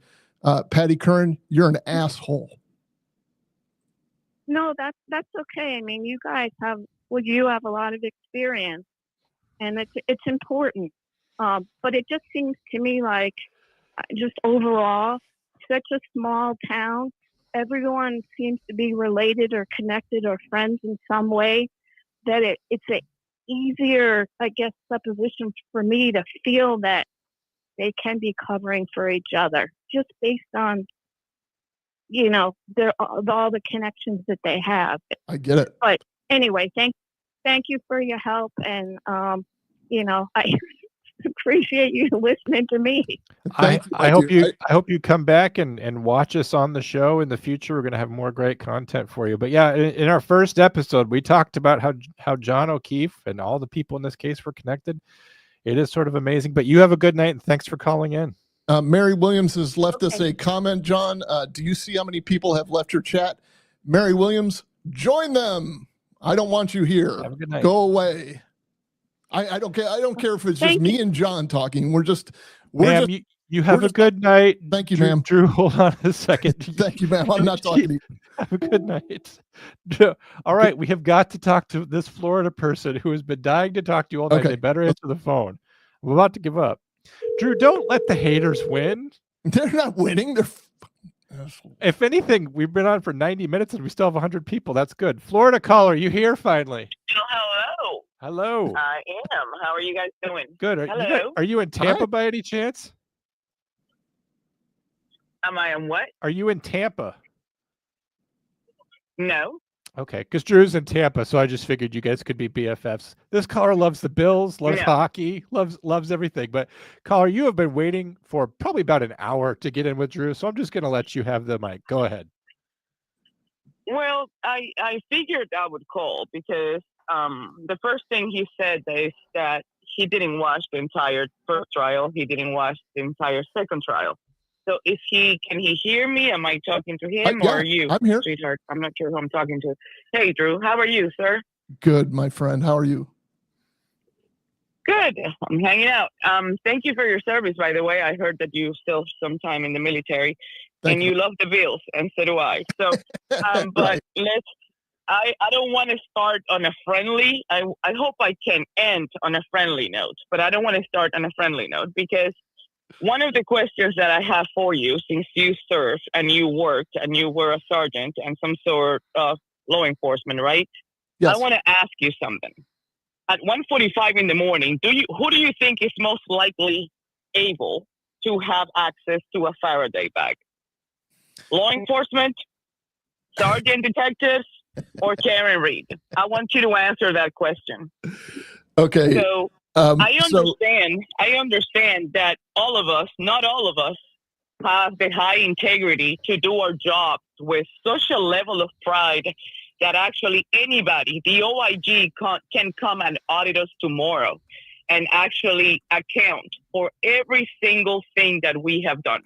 Yes. Not everybody has the same level of pride to work that way diligently, not only for ourselves, but for the government, for the position that we hold, or for the office that we're currently working for. When people work for the government, either state, police, law enforcement, federal, it doesn't matter who it is. It doesn't matter who the president is either. Our job and loyalty is to our country. Yes. And even if we're just picking up the phones, we do that with such a pride that we feel that we are saving the world every time that we pick up a phone. Even if we're sitting at the switchboard, it doesn't matter what job we do. Even if we're at the mailroom, if we're overseas, if we're in the conos, in stateside, it doesn't matter where we are. There is a modus operandi that starts when you are able to get away with something that nobody notices. And it works one way the first time, and you're able to pull it off again the second time. This is a very common practice in the deep state. And you're not a spring chicken, so you know this, right? Yeah, I mean, this is not news. This is not news for anybody. What I can tell you is, Karen Reed did not have any way to have access to a Faraday bag at 1:45 in the morning. He had no idea that if she put that phone at 1:32 on airplane mode, she can hang on to it and it would not be pinning any cell phone towers, transmitting any frequencies or location, or pinpointing them on the two towers that are the only ones available in Canton. He did not know that. And that by putting that phone from airplane mode to a Faraday bag, the phone will continue to register steps, temperatures, everything. They could access the text messages. They could access emails. They could call that phone and take advantage of the phone call that was coming in to try to attempt accessing the messages apps and whatnot on that phone. They were looking for something on that phone. And the only people per audit content for the audit that was done at the Canton PD, those cars, the patrol cars, are equipped with Faraday bags. It's on page 149, right down the bottom. What I'm trying to tell you is, this is not as hard as you think it was. Oh. This took one phone call. One phone call. Something went wrong. And nobody dares to dare Brian Albert. And that's what it comes down to. Okay, Proctor can say whatever he can say. No, keep going. Keep going. He's lying, and he knows that he's lying. I watched the first trial, the second trial, and I have spent 2 years and 3 months and 4 weeks and 12 days investigating, analyzing, and auditing every single piece of evidence, information, the call logs, the whole extraction of the phones, both John and my case, the entire time that I have had free. Just because I didn't want anybody to tell me any different, I wanted to know by myself. The good thing is that Karen Reed is free. Karen Reed is free. But we still don't know how we're going to find justice for John O'Keefe.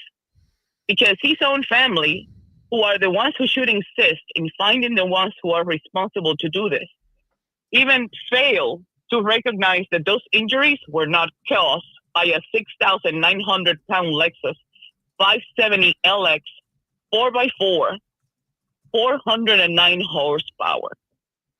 They failed to say that, to do that. He did not die from hypothermia. Cordivello was cross-examined by attorney Alessi, and he questioned the damages to the pancreas. Isn't it normal when what happened? He didn't have any frostbite. He did not die from hypothermia. And the other one who had the pants to actually stand up on that witness stand and say it was Dr. La Posada. He did not die from that. It didn't happen.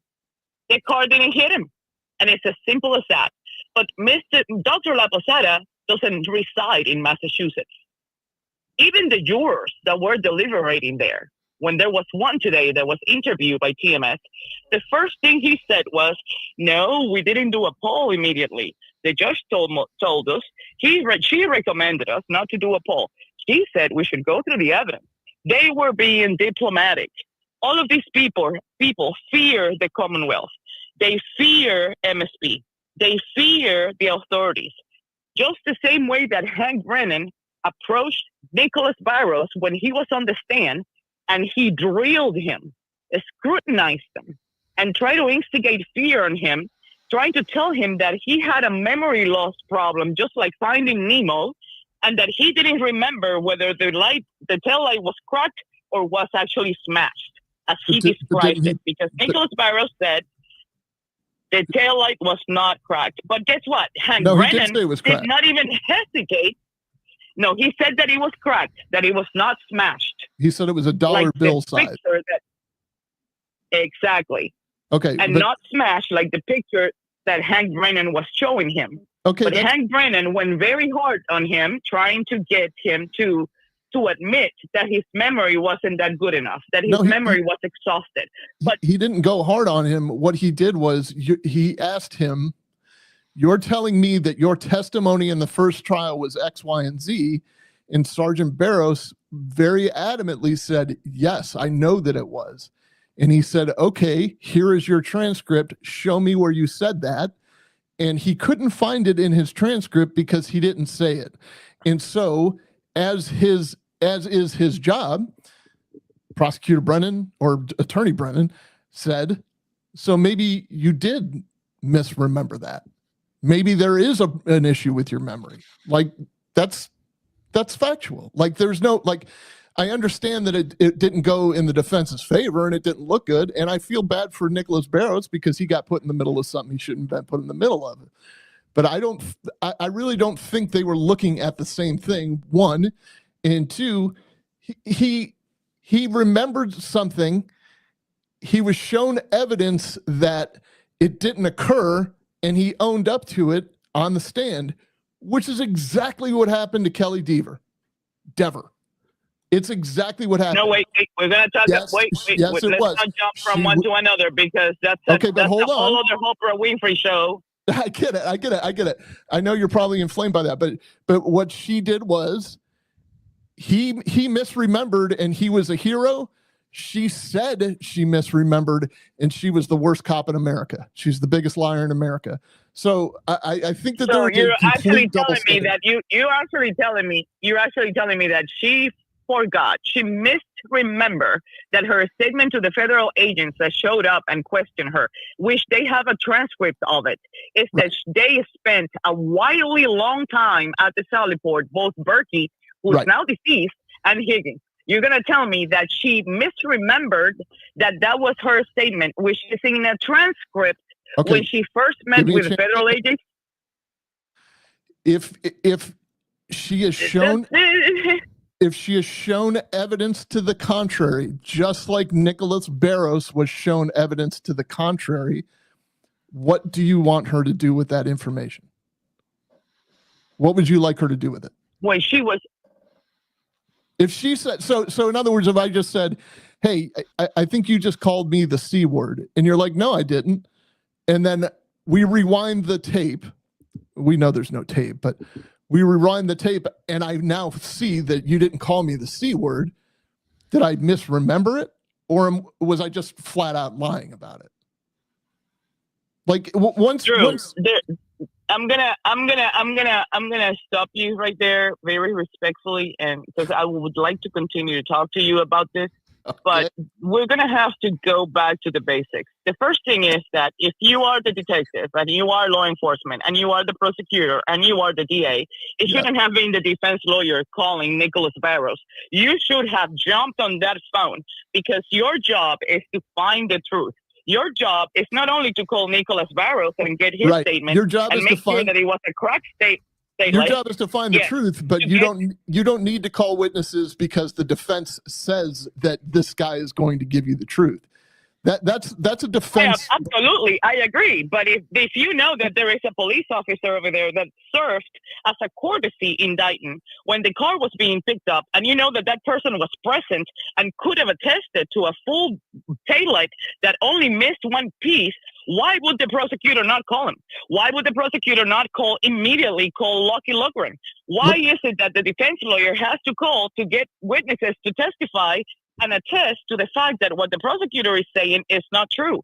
It should not work that way. In an ideal world, it should not work that way. If you are doing everything right with the high levels of integrity and honesty, then you should be able to produce not only the evidence, but the chain of custody. It doesn't take you 3 months to bring a sweatshirt. It doesn't take 3 months for a sweatshirt to dry on a table.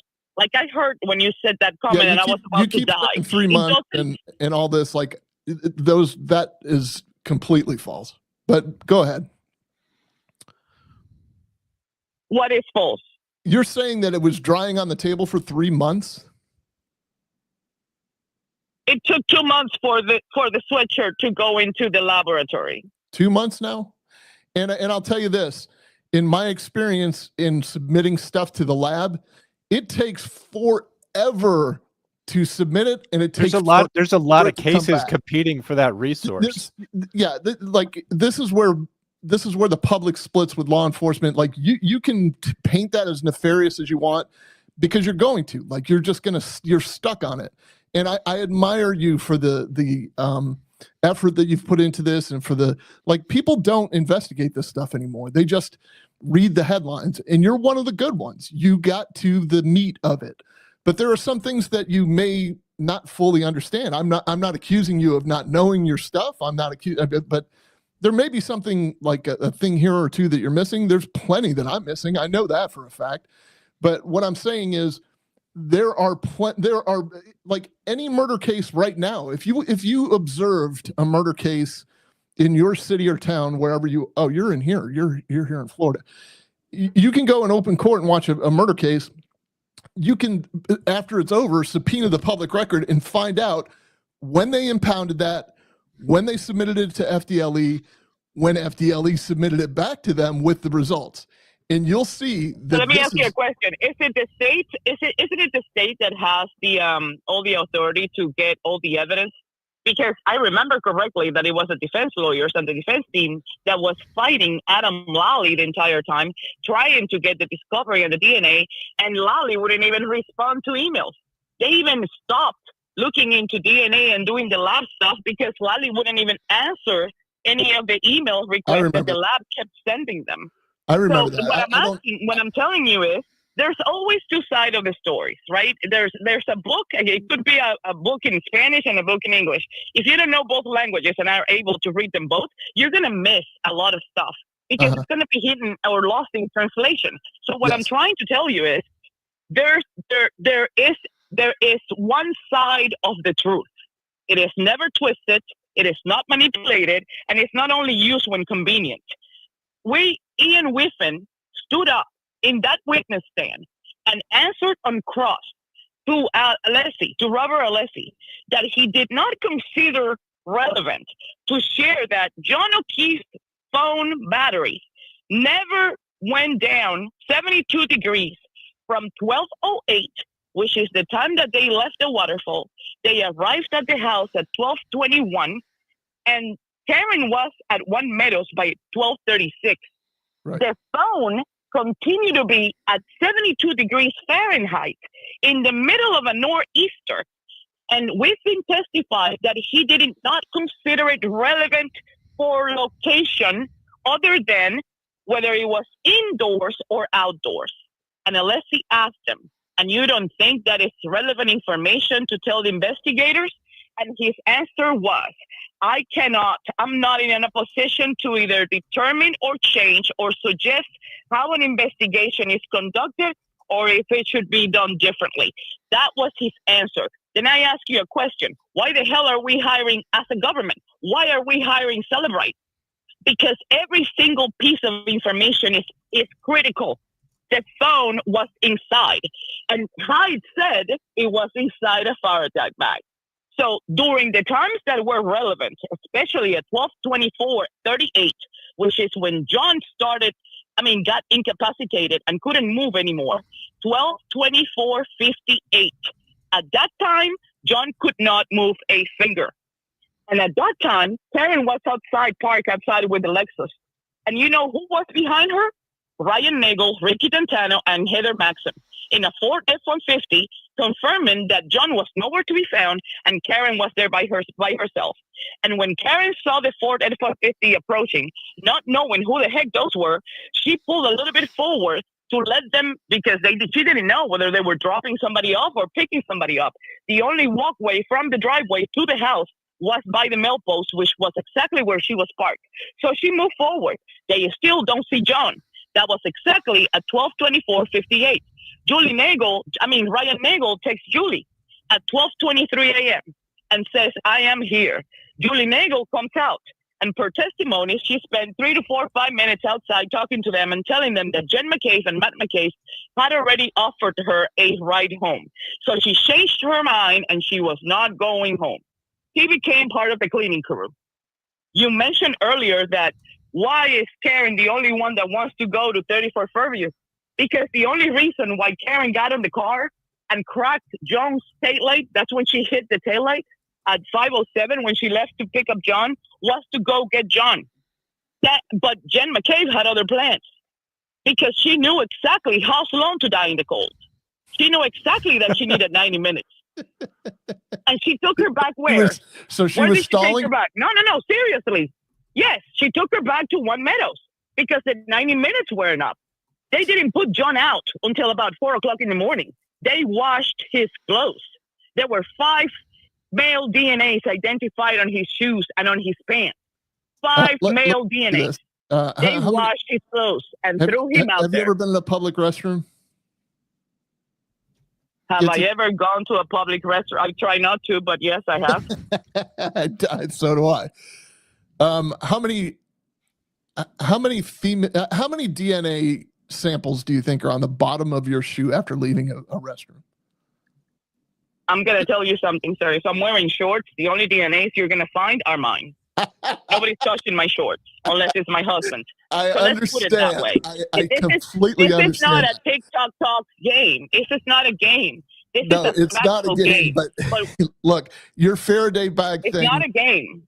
Listen, your Faraday bag thing assumes that they had his phone, they put it in a Faraday bag, they somehow knew his code and manipulated it through the Faraday bag, which you wouldn't do, or put it into airplane so they could get his text messages or whatever. And at what point did they get the Faraday bag outside and remove the phone from the Faraday bag? Because there was no Faraday bag when they walked up to the body. Oh yes, no. So you didn't watch the dash cam video when the 603 call was placed with 911? By the time that Jen McCabe at 603, she called 911 from inside Kerry Roberts' Ford Explorer, silver Ford Explorer 4x4. She was inside Kerry Roberts' car. Kerry Roberts and Karen are hysterical trying to see what it is that they can do about John. And they flipped him over because he was actually face down on the snow when they found him. You need to go back and watch those. You know, you're law enforcement. I'm sure that this calls your attention. I'm sure it calls your attention. The case is all done. Karen is free. But we have not held accountable the people that beat John to death. They beat a Boston police officer to death. And I will not rest until I know that the ones who did this to John cut his life short with 2 kids that he was raising for his sister. I love this. I am not going to rest until those people are in jail. And there were some people that were implicated, and they were boxers, trained boxers, not only Brian Albert. You need to go back and read about Jen McCabe's husband and his father, and how he trained his boys in boxing, and how he was a teacher at the Latin school in Boston. You need to explore 394 records of this family and their genealogy and find out where they all come from. Where did they grow up? Where did they go to school? How tight are the relationships among them? And how is it that Jen McCabe's mom's last name, Hathaway, ended up being one of the last names on the last group of jurors in the last trial? You need to explore details, because in the details is where the devil is. And a good investigator is always as good as the result of what he can produce. If you're just looking at data that has been shaped, the words of Ian Whiffen, he is shaping the data. So any other analyst can see what he has shaped after he receives an extraction that is missing the signature hash values. Hank doesn't even know what he's talking about. He's never seen a hash value in his life. He calls health data. He calls the health data. He calls it healthcare data. He is clueless. But at the end of the day, I thank him, because there were so many things that he did that actually helped the cause for Karen Reed. But I can assure you, John's life was cut short. Not only was he a Boston police officer with 16 years in the Boston police, but he had a bachelor's degree in criminal justice. How many cops can say that? I have one of those. I have a master's in criminal justice. He had a master's degree. I'm not talking about you, me, and I have a PhD too, but I'm not talking about you and me and him. I'm talking about John. John had a master's degree. Exactly, in criminal justice. Yeah, so but you said a bachelor's. Tell me how. Okay, I could have. Okay, I'm talking out of passion here. Sometimes we love the passion. I love it. Passion. We got it. Look, I'm not cutting you off because you're making I'm gonna drive you crazy. No. Have we spoken with one another in the comments? Did I compliment you today in the comments? You seem to have the same energy. I just found you guys. I found you. I heard hockey, and I heard Buffalo Bills, and I heard a couple of people talking about information that necessarily was accurate. So I decided to call in and chime in and say a couple of things. But we have like 8 episodes about this. Can I? Listen. We can drive you nuts with 8 episodes, but listen, we have a catalog of over 450 videos. So by all means, like, peruse through. We want people just like you, people that are critical thinkers, that want to investigate this until the cows come home. And I admire your passion for John O'Keefe. I love it. I share the same passion. I disagree with, and we should be able to, as adults, be able to disagree with how it happened. But you have done plenty of research, and you bring some valid points. I'm not a fan of the Faraday bag theory, but it's a valid theory. I mean, I understand what a Faraday bag is. So, but listen, thank you for calling, Josh. So look at 6:35. So look at the 6:35 before I hang up. I just want to say, look at the video and look what is Jen McCabe wearing at 6:35 when she sneaks in Brian Albert's house. Look at her purse. Because if you know what a Faraday bag looks like, you're going to be able to recognize it. Okay, and she got the phone out of the Faraday bag while she was calling 911 at 6:03.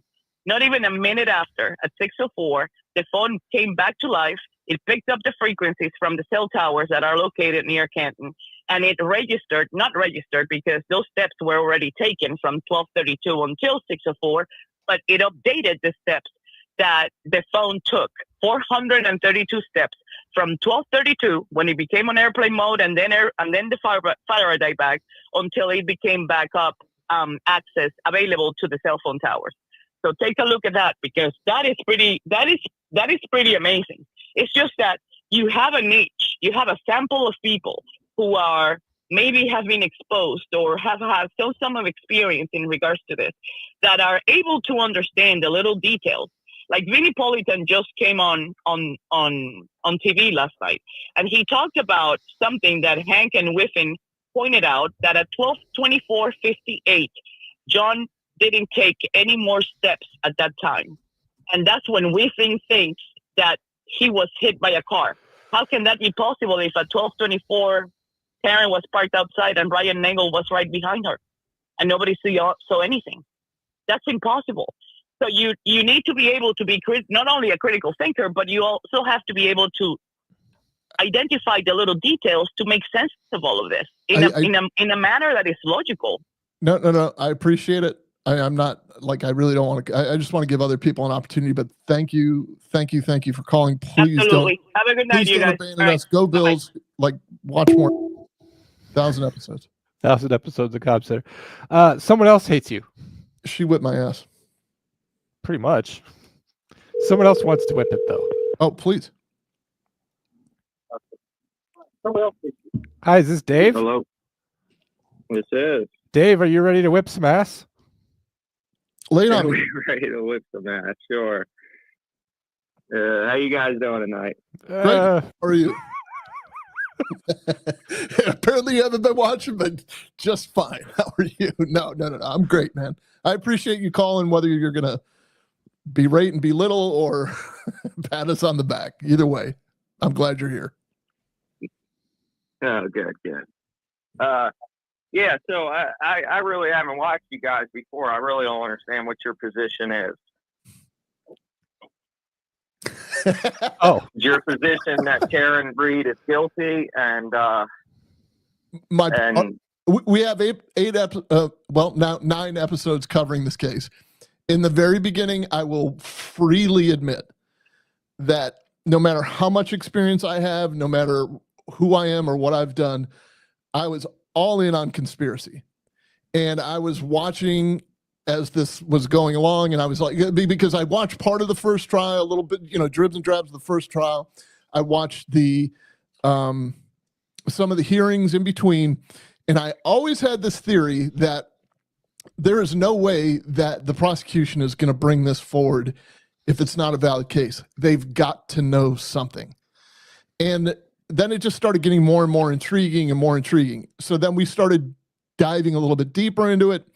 And at first I was like, this is bullshit. This is a conspiracy. This looks really, really bad. I can't believe this. And then as we progressed and I coupled it with my own experiences, and I took a look at who the defense attorneys were and what their previous tactics were and some of the things that were being said on both sides, I started shifting towards, oh, she totally did this. But either way, I always maintained, and John always maintained, we are fans of the criminal justice system in the sense that I want to distance myself from that right now. It's the jury that decides. It's not us. This is the court of public opinion, and we're privy to information that people on the jury aren't, and they're going to make the decision. And they made the decision. I respect their decision. I disagree. Yeah, how is that? Are you guys retired police officers, or? I am. Yeah, I spent 29 years. What is your experience? You said you had experience. Well, name it. I mean, like, I started out as a 911 dispatcher. I moved into patrol. I was in narcotics for a long time. I investigated public corruption for a while. I wrote 2 wiretaps. I was promoted. I handled street crimes. I handled intelligence-led policing. I was a supervisor of detectives. I commanded a 911 center at the end of my career. I commanded a midnight shift.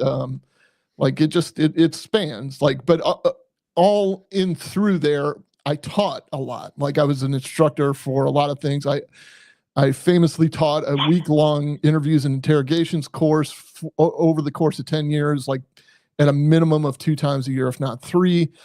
So I just, like I'm a student of the game, 1, and 2, I retired for the express purpose to be able to speak finally without having a filter, because if you work in law enforcement, you have to have a filter. You have to keep the, I mean, Michael Proctor is the prime example. Like, you can't say what you're thinking or what you're doing because it's going to get out and the public is going to think that you're biased and whatever. And so now I would say it did get out. Right. And now on social media, like that is actually used against police officers when they're on the stand. Not even in this case. Like, yeah, you can have you can have an opinion what do you call that when what is that called when they like back the blue, that the cops they don't turn on each other? What is that called? The thin blue line, or there's a phrase for that? Yeah, the thin blue line. I get accused of that all the time. Cop bias.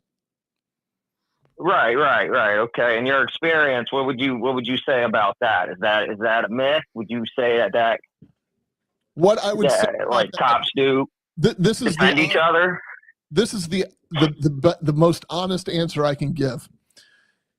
There is, well, first of all, the thin blue line was never meant. I have famously said this before, and I'm going to say it again for your benefit. The thin blue line was never a shield for us to operate under a cloak and take care of one another or do things in secret so you can't see what we're doing. If anything, we have the most transparent like, we wear body cams, for God's sakes. We have to be reminded to turn them off when we go to the bathroom. Okay.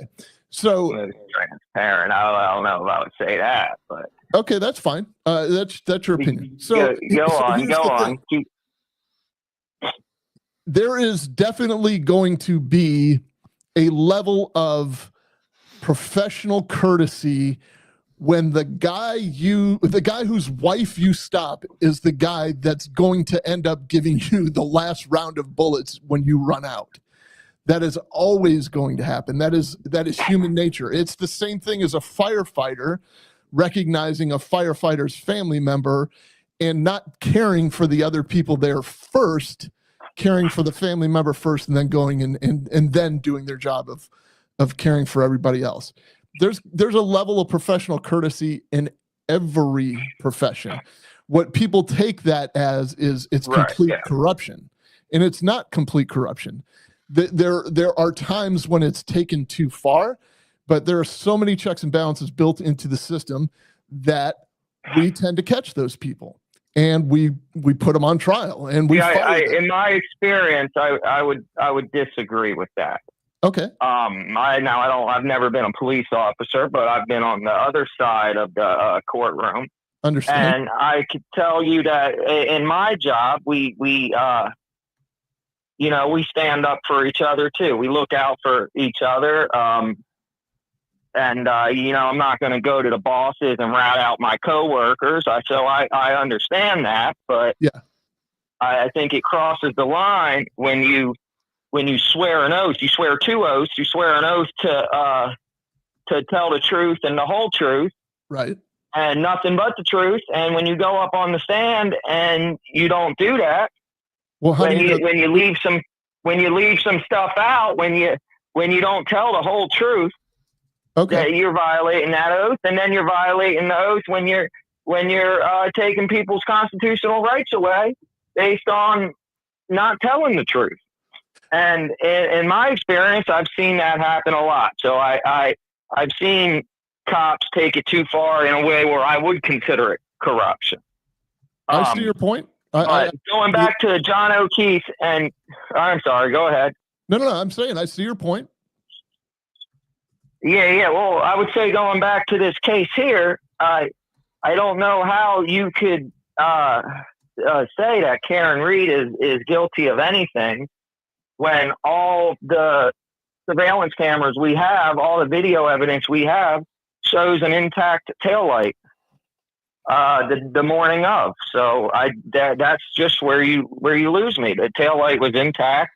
Okay, but the next morning, the morning of. And then a week later, as it's in the impound, it's completely missing. And the taillight's completely gone. There's a big difference between what the video evidence shows the morning of and what the tow truck driver saw the morning of and what it ends up being a week later. But so do you believe Sergeant Barrows? Sergeant Barrows, is that the tow truck driver? Sergeant Barrows was the... which one was Sergeant Barrows? He's the Dighton police officer that arrived at Karen Reed's father's house before Michael Proctor. And he testified for the defense that, yes, it was cracked, but it wasn't that cracked. That's that guy. Right. Okay, so... I mean, I would say that... If he's saying it was cracked, I don't... Like, how did it get cracked? He's saying it was cracked. How did it get from cracked to completely missing? How did it get from intact to cracked? No, but I'm saying, like you're saying, in that morning and all this other stuff, and when the tow truck driver saw it, it was intact, but it wasn't. You had a sergeant from Dighton Police say that it was in fact cracked. Yeah, he said it was cracked. He said it was cracked, but he said it was cracked. He said it had a crack the size of a dollar bill in it. And I believe what he was saying is a dollar bill is 6 inches long. I'm assuming that he's referring to the crack being 6 inches long. Yeah, I don't know. Not entirely missing. Sometimes it's hard to know how long 6 inches is, though. Yeah, it's a hard measurement to get right. You know who I respect the most are the people that as you say have been on the other side of the courtroom and still are willing to hear us out. That's who I respect. Look, I respect everybody for different reasons, except for that asshole from earlier. But like you're like, look, I'm not a perfect guy, but here's how I see things, and I get it. Like, okay, I mean that's how I operated as a cop, and the cops around me, for the most part, operated that way. There were a few dicks in and among us, but we all kind of treated them like dicks. I mean, like I don't know what else to say, but that was only where I worked anyway. It may not be the entire. Yeah, I think I come from a town that's kind of a little different. So as I've been traveling around America, I've been meeting cops that are a lot cooler than the ones I grew up with. So I could definitely say that. But I just in Karen Reed's ring camera, when she backs up and she claims she hits John O'Keefe's car and then drives away, are you claiming that taillight looks like it's missing to you? I think it's cracked. That's the video that the prosecutor showed. 507. The jury said that they interviewed a jury member earlier today, and his whole argument is the taillight's intact. It might have had a crack in it, but you could see clearly from the video that it's not the same as it is at the impound lot a week later when they start finding evidence at the crime scene. When they start finding pieces of the taillight a week later, 2 weeks later, 3 weeks later, they're still finding pieces of the taillight. I don't know. How do you feel about that? Well, what am I supposed to feel about it? Like, I feel that just like you started this conversation, you had a group of people who raised their hand and swore an oath to tell the truth, the whole truth, and nothing but the truth. And they got on the stand and they told the truth. Whether you believe them or not is an opinion, but they got on the stand and they told the truth. And like, yeah, but the evidence, the video evidence is. Here's the video the evidence deal about doesn't video lie. evidence. And this is the same. Like, you got guys like Armchair who is like, he's going to play either side. Like, you'll never win with some of these people. But I will challenge you to Google the popcorn, the Norman Reeves popcorn fight. It was a retired cop here in the Tampa Bay area that was in a movie theater, and he was an older gentleman, like in his 70s or early 80s. And there was a young guy in front of him on his cell phone. And, you know, Curtis Reeves, the older cop, said, "Hey man, turn your phone off. Like, we're trying to watch the movie here." And the guy got in his face. One thing led to another, and some popcorn was thrown, and he didn't know what was being thrown at him. So he shot and killed this young guy that was in front of him. And if you Google that case, it's a fascinating case. We're going to cover it at some point, but they go in depth about what pixelation does. What you'll see, actually, like all the little dust particles that fly that you don't, that the naked eye doesn't pick up, but a camera does. They talk about the ghosting. Right. Yeah. So all of this stuff that is not that a Ring camera would probably, in other words, there's technology that's going to fill in those pixels. I'm not saying that's what happened. Yes. Well, you have what's called B frames and I frames and all types of artificial intelligence fills in the spaces in between. That was a big deal in the Kyle Rittenhouse case. I remember that. They were trying to use drone footage from 600 yards away, and I forgot about that. That was in the Kyle Rittenhouse case. Man, I appreciate you calling. All right. Thanks a lot. Have a good night. All right. Stay warm. Yeah, try. I will. For the sake of those 6 inches. All right. Who are we missing? Who's been, we got a couple of calls here. I think we talked, trying to think if there's anybody else that we missed. By the way, if you didn't get your call in, by all means, jump in. Hold on a second. Let's make DJ Sloan. Here. DJ, you can call in if you want. Biased and blind as a bat. How goofy can you be to see video evidence of something so clearly shown on 2 different videos? Installation LMAO. If the video was doctored, like, the prosecution wouldn't rip. Okay. Yeah. I mean, like. Go ahead. I don't know. I'm going to call somebody. We'll see if they answer. Sure. Hey, it's the Comm Center. Did we already talk tonight? I'm sorry if we did. Yeah, but this is a different question. Oh, go for it. Yeah. Okay. So, just shitpost with me for a second, okay? First of all, can I just say, like, Armchair? Like, he's talking lots of shit. He's a keyboard warrior. No, Armchair. We had an old woman call in tonight, and we had lots of people challenge us. And it's like, if you wanna call in. But go ahead, caller. Okay, it's Pod Home. So just shitpost with me for a second. What if Karen actually did do it? Right? Okay. She panics. She calls this local kingpin and says, "Oh my God, I just killed Brian!" Right? Yeah. He comes over. He covers up the accident, so it looks like anything it isn't. Right?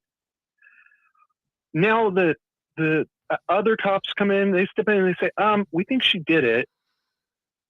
All she has to do is provide the reasonable doubt. Well, she knows the crime got covered up, so she knows it's going to create reasonable doubt, and they all walk away. Yeah. I know it's crazy, but no, it's not crazy. It's a theory. Like that. It's not crazy. I don't think that's crazy. I've heard the theory before, as a matter of fact, that Well, not to that extent, but essentially that they knew that they would never get a conviction from her. But then that counters what other people say. People attribute Michael Proctor to let's just pin it on the girl, which he never said, by the way.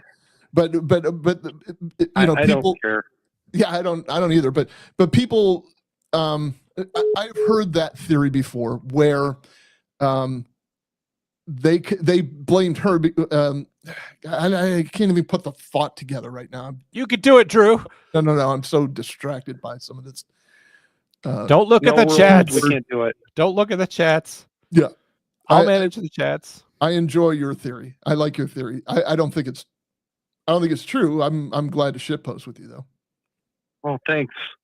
Because I hate my theory and I know it's stupid, but you know, I mean, let's just go there for a second. Yeah. Okay. Feasibility. I'll let you get back to your real job. Thank you, my friend. Good night, guys. See you. All right, now we're going to call Washington State. Hello.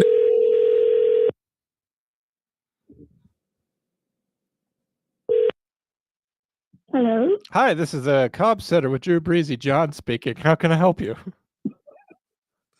Yeah, my order's late. I'm taking $5 off the tip. God damn it. How are you tonight? I'm good. How are you? Oh, great. It's been lively tonight. Well, we like it that way. We like it that way. Yeah. It's been interesting. Oh, so you're not just the whole secretary, MX. This is my time to talk. I thought I heard Drew too. Is that right? Go for it. Oh, okay. So this is my I have no list of facts and whatnot. I just want to talk a little bit about the way Karen acted, because the night before, the night that it happened. So I saw where, Drew was very steadfast in thinking that we were all falling for a bunch of BS. So I was like, okay, let's step back. Now let's look at the way Karen was acting. So like, I sat and thought about it, because to me, she was acting like a guilty person. Yeah. And this is what I imagine happened. And it's kind of a repeat of what I wrote in a comment on one of your things. I said, I think they were having a fight. John had already walked off, and she wasn't quite sure because she was pretty wasted. And then she did like a 3-point turn to turn around, because you said that's what the black box showed, that she went back real fast. And then she took off and went home. And when she first started calling him, saying, you asshole, you pervert, I hate you, she was like just an angry girlfriend. And then the longer she was home and he wasn't calling and responding, then she started creating this story in her head, because the woman is the most neurotic person I've seen in a long time. I mean, nobody calls every 30 seconds with a, free conscience. So I think she invented in her mind, like, well, you did back up real fast, maybe you hit him. And then I was thinking, like, if she talks herself into it, she didn't have the guts to just drive back there and look herself. That's why she started getting her little buddy. Like, would you come help me? I think John's dead. She's freaking out. Like a denial, like a form of denial. Like she didn't mean to do it. It happened, and she's like, God, did that really just happen? And then she's in denial. Well, yeah, like I don't think she wanted to believe that she could, but when he would never call her back, never do anything back, then she's like, oh my God, I must have hit him. But then the two people she called, probably not the best, she would have been better taking her mother with her, I think. I don't know, because there was, Jen McCabe. I don't know about that one. But anyway, I just feel like it's this woman made it so easy to hate her. Like, clearly John's mother didn't like her. That whole O'Keefe family just hates her so much. They couldn't have met, like, you probably, ran him over. And I do think that it's a little of both. I think she, in her drunken state, she thought, what if I hit him? Because he's not calling me back. she's not really getting a blowjob by that hussy that lives a block away. Maybe I did, you know. Yeah. But I don't think she did. I think the defense's evidence, like the way they were thrown away, that crash test dummy, no bruises, the dog bite. But I just wanted to comment about those were capybara bites. Hmm? Capybara. That's right. That's an interesting theory. They were coyote bites tonight. No, I get it. Like I'm totally with you. I don't. There are a lot of unanswered questions, but I kind of lean towards the theory that she hit the guy, and she didn't, like, either she didn't mean it or she didn't fully realize it and she didn't want to believe it. I think she hit him. I think the jury, though, decided that she did not, or, you know, not, at least not to the level that she should be punished or in prison for it. And that's fair. But as far as, let me just leave you with this, because I think we need to kind of wrap it up, unless you got other people you got to call back, John. But at least one. Okay. Let me just leave you with this thought, because all these people are just hating in the comments, and it's just devolved. My wife's even hating on me. So no, she's not. She loves me. Wife? No, she's not. She's not. Listen, when Karen Reed came out in her celebrity moment, like Ava Perón, out of the courthouse, out of the courthouse after, you know, and everybody's cheering. I think, you know, I wonder how John O'Keefe's family felt about that, but that's their business. It's not mine. But they came down the steps and she made her statement, and she was very like, I couldn't have done this without my defense team, or I couldn't have done this without my defense team. And there's nobody that has fought harder for the justice for John O'Keefe than I have. And nobody has fought harder than for the justice of John O'Keefe than me and my defense team has. Then her father gave an entire statement of, you know, a couple minutes or whatever. He thanked the content creators. I forgot the term he used, but so they both gave this statement, and this was my analysis of this. And I hope this inflames every free Karen Reed person out there to the point where they can't sleep tonight because they can't get to me. She did not bust out of that courtroom door and point to her balls and say, I effing told you I was innocent. She also didn't say she would like try to find the real killers like OJ. She never used the word innocent. Her father never used the word innocent, because she's not innocent. She's not guilty, but she's not innocent, and she knows it. And we can play, you know, go to the episode where we play the father's quote. She knows she hit something. All right. I said, what do you mean you hit something? All right. We were at the hospital, and she was like, yeah, I know I hit something, but I just don't know what it was. And this was before the first trial. David Yianetti, before the first trial, said something to the effect of, look, if she in fact hit him, she's definitely, or that's not what he said. He said something about her culpability and that she hit him. I'm screwing up the quote. I apologize. I'm butchering it. He made reference to her being culpable and that she feels horrible about it. This was before the first trial. This was before the image consultants. This was before the free Karen Reeds. This was before the armchair people that, you know, like at all costs, like this was before this became a high school homecoming rivalry where you have to pick a side. This is before this became Biden and Trump or Clinton and Trump. That's exactly what this is. She never used the word innocent. And watch from here on out and hold me to it. If she uses the word innocent anywhere, I want to know about it.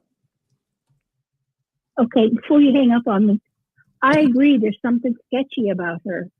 I'm with you. I've had a bad feeling from her. She's got crazy eyes, for one thing. She's got the wide open eyes. And when she was found not guilty, the gratitude was not like, you know, most people would be crying. I didn't see a lot of tears. And my last thought is like, if she really is truly guilty, her karma is fucked because a lot of people put their life on the line and on hold for her. You're dead on. The jury doesn't matter. What matters is who you believe is the higher power. That's all that matters. So she's got to live with herself, and she's got to, not to compare the two cases, but Casey Anthony thought, okay, well, I'm free now. Like, they found me not guilty, so I'm ready for my close-up. And she had to go into hiding for like 5 years. Then she emerges, or 10 years or whatever. Then she just recently emerges to say that she's going to do a documentary or write a book. And they drove her right back into hiding. Like, this is not going to be a picnic for her. So that's fine. No. Right. I agree. Her life is not going to be fun. And she's 45 or something. So yeah, it's not going to be good. Nope. Thank you for calling. All right. Well, thanks, guys. Yeah, Talk we to you later. appreciate you. Thank you for watching and calling in and having the courage to get on the phone and talk to us. We appreciate that. I think it takes something anymore to talk to a couple of strangers and kind of go out on a limb and make yourself vulnerable that way. So I appreciate that you did that. Not a lot of people can. Well, I appreciate you guys too. Have a good night. You have a good night. Good night. Bye-bye. Bye. Should we call Fort Wayne, Indiana? Let's call Fort Wayne. This is the heart of America. The heart of America. I'm calling straight to the heart. Certainly somebody will be kind to me in the heart of America. Hello, guys. Are you going to be nice? You don't have to be, I guess. You don't have to be nice. I'm super nice. Okay. What do you got? I will say, I just started following you fairly recently, and I must say I really appreciate how even-handed you are. I think you're extremely fair, and I do think your expertise, is going to far exceed what most normal people who talk about this subject will exceed. So I do appreciate all that. Although I just don't agree with you on this particular subject, I do trust your opinions and your expertise on it. So I just kind of had a little theory that maybe you've touched on, but I have followed the first trial completely through, and I followed the second trial completely through.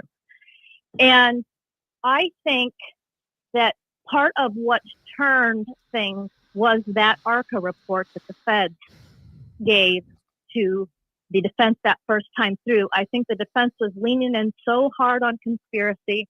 I think they were leaning in so hard on the bad investigation that when that report came in, it came in so late that they didn't quite get to pivot to the she wasn't hit by the car, that he wasn't hit by the car fully.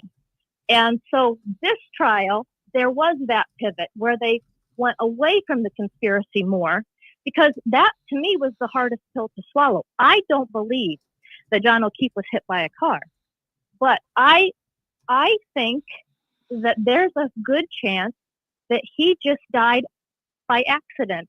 I feel like he was so drunk that he had his girlfriend, who was 7, vodka tonics in, drive him to a party. Right. That's how drunk he was. And I think he maybe stumbled, maybe went to the wrong door. I think maybe he opened the garage door. Maybe that dog was in there, kind of jumped up on him. He put his arm up, maybe fell back and really slammed his head hard on the cement step, kind of for 10, 15 seconds, staggered back towards where he came from, that flagpole area. And he just died because he was super drunk and he hit his head. And I think the people who were at the party were acting weird, because after the fact, it does look pretty bad that a cop is dead on your lawn at a fellow cop's house. That's one hell of a party. So I think there's just a chance that it was just a very sad, horrible, tragic accident, and that people were so polarized, because when a 40-something-year-old good guy like him, who took on his niece and nephew, and he's a police officer, and he's somebody who was beloved, it polarizes people to where they think something happened that needs justice.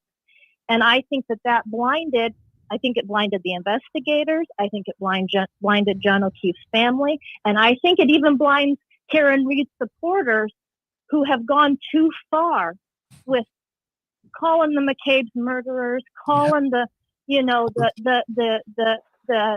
Albert's murderers and things like that. Now, I think that they know something weird went down. I think that Higgins guy was acting totally sus.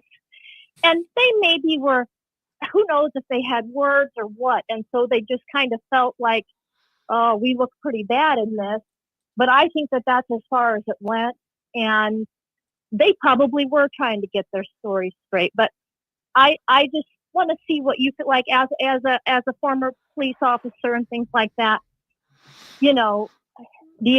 Sometimes it's not either side's theory. Sometimes it's the third. No, it's the third thing that they can't prove. Would it surprise you if you rewound to maybe I don't know, a third of the way in one of the first episodes we did about this, that I posited a theory that I was like, what if he slipped on the ice? And I took such a beating for saying that. There is no way he could have slipped on ice when there's just frozen water on a driveway that's slippery. I took a beating for that. You can't I'm not allowed to have an opinion, by the way, because it's cop bias. Like there's only one, okay. I mean, so if I'm a fan of the Tampa Bay Lightning, is that cop bias? But the thing is, just because I was a cop, I posited that. I said, what if we're all just, you're right. We became Crips and Bloods over this case. That's why I always kind of had the counterbalance of, yeah, the jury's going to decide. We're not going to decide this. The first jury came close to deciding it for everybody, by the way. It was a lot closer than people think. I think that part of the reason why that first jury, I think that defense just went too hard into that conspiracy because you really have to believe that so many people are lying who were drunk that night. And it's just a little bit cringy when they go too far that way, when sometimes the answer is just sometimes freak things happen. Yeah, we were all. And this gentleman was extremely drunk, and he probably didn't have the best balance. If he was, and it might have been something, he might have been yelling at Higgins or who knows what, and he tripped. Who knows what happened? I think the whole point is that nobody knows what happened, and I do think that there were such bad behavior all around that all got lost in the weeds to the point where. The fact that the Commonwealth charged her with murder too, that was just a little over the top to me when their own medical examiner wasn't even positive on cause of death, manner of death. It seems like there was too much emotion or something involved with this, and I do think him being a police officer and everybody wanting justice and really kind of blinded that whole thing. But like I say, I really think that those ARCA guys, and the fact that the feds gave them that report to start with at the first trial, the feds hold on to their stuff tight. Yes. They keep things close to the vest. Yeah. So the fact that they gave that report says that they agreed with that report, and that they thought that he wasn't hit by a car. Okay, but I agree with that. I 100% agree with that. Like, their expert said this was not a car crash. Their expert was also hired to determine whether or not it was a car crash in the middle of a corruption investigation that involved wiretaps and all this other stuff. So my bigger picture theory is, why would they let this trial go through if they knew that this was corruption? Now, they also could just make this determination and say, well, the experts say this wasn't a crash, but we don't see any evidence of corruption. Therefore, we can't do anything about it. We can't get involved in that if there is no crime. I do believe, though, if there was any evidence, if there was a scintilla of evidence that there was corruption or there was a crime, that they would not allow that trial to happen, the first trial or the second one. There's no way. Like, why would you I risk? mean, I don't. There's no way they could risk that.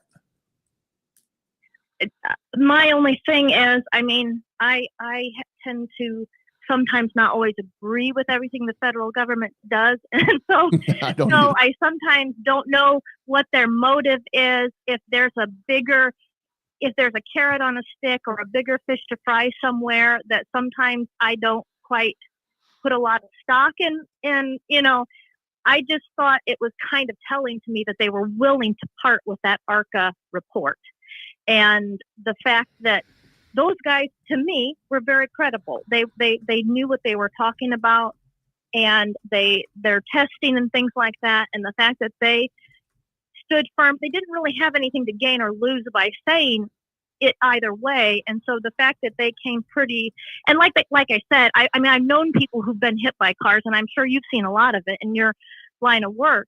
Sure. And it's true. They're usually, I mean, you break a taillight with your arm, it's broken. Yeah, they're mangled. I get it. And so that's why I was kind of going with the theory that like if you're driving fast somewhere, like this, I totally understand that this is an intent type thing, but if you're driving fast down the street and somebody jumps out of the way and breaks their neck on a mailbox, you're culpable for that. Right. There was no collision That's whatsoever. True. But yeah, that's true. But I don't understand why he would have even been standing behind her at that point. And I can't even. The sad thing is, I think like he's looking down on all of this, saying, "You guys are fighting over the wrong shit." Like, so so it's even sadder. Yeah. Right, and that's the thing that I do think that her defense attorneys at this trial, I think one of the reasons why they stayed with her, one of the reasons why a lot of them, they're given their time for free, a lot of them, and things like that.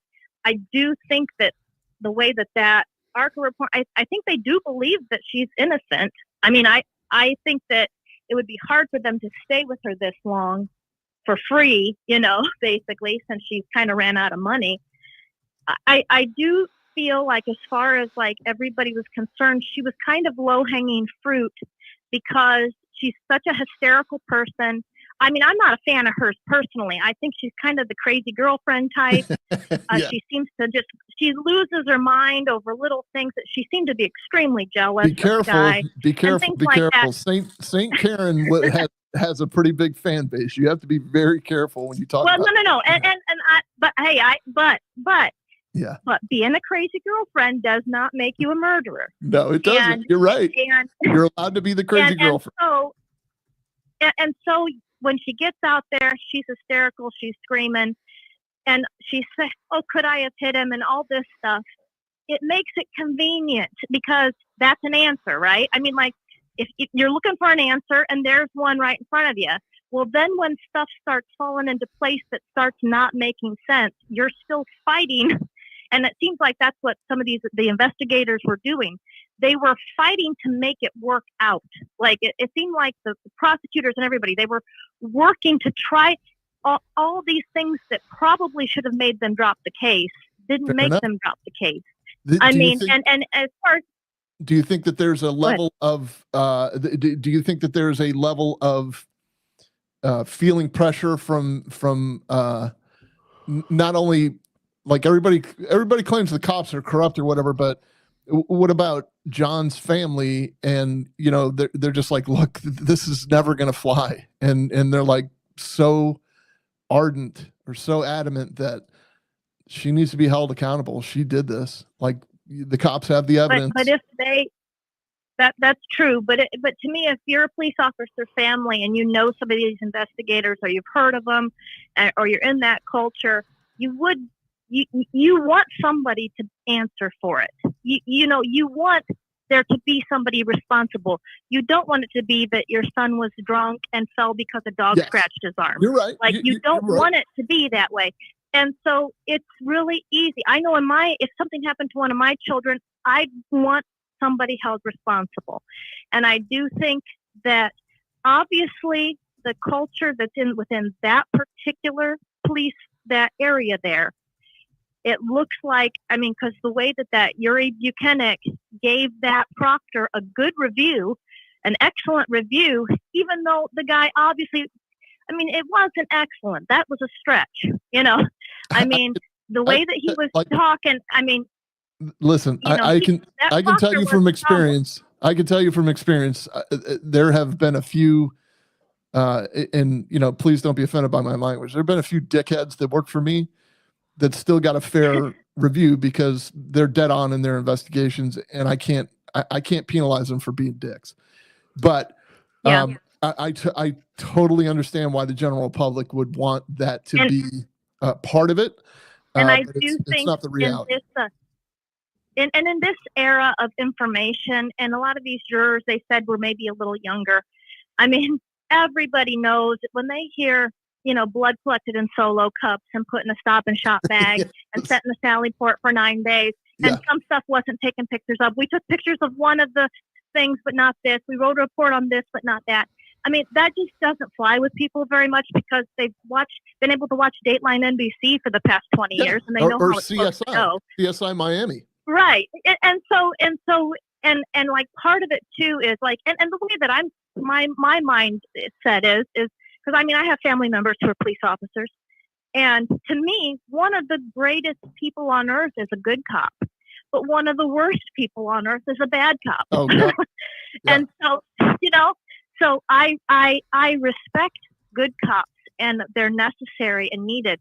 But if there's a bad cop, they need weeded out. They need gone. And so I think that part of the problem too is that people feel like, hey, I'm just an everyday person. If they wanted to come after me, they could come after me.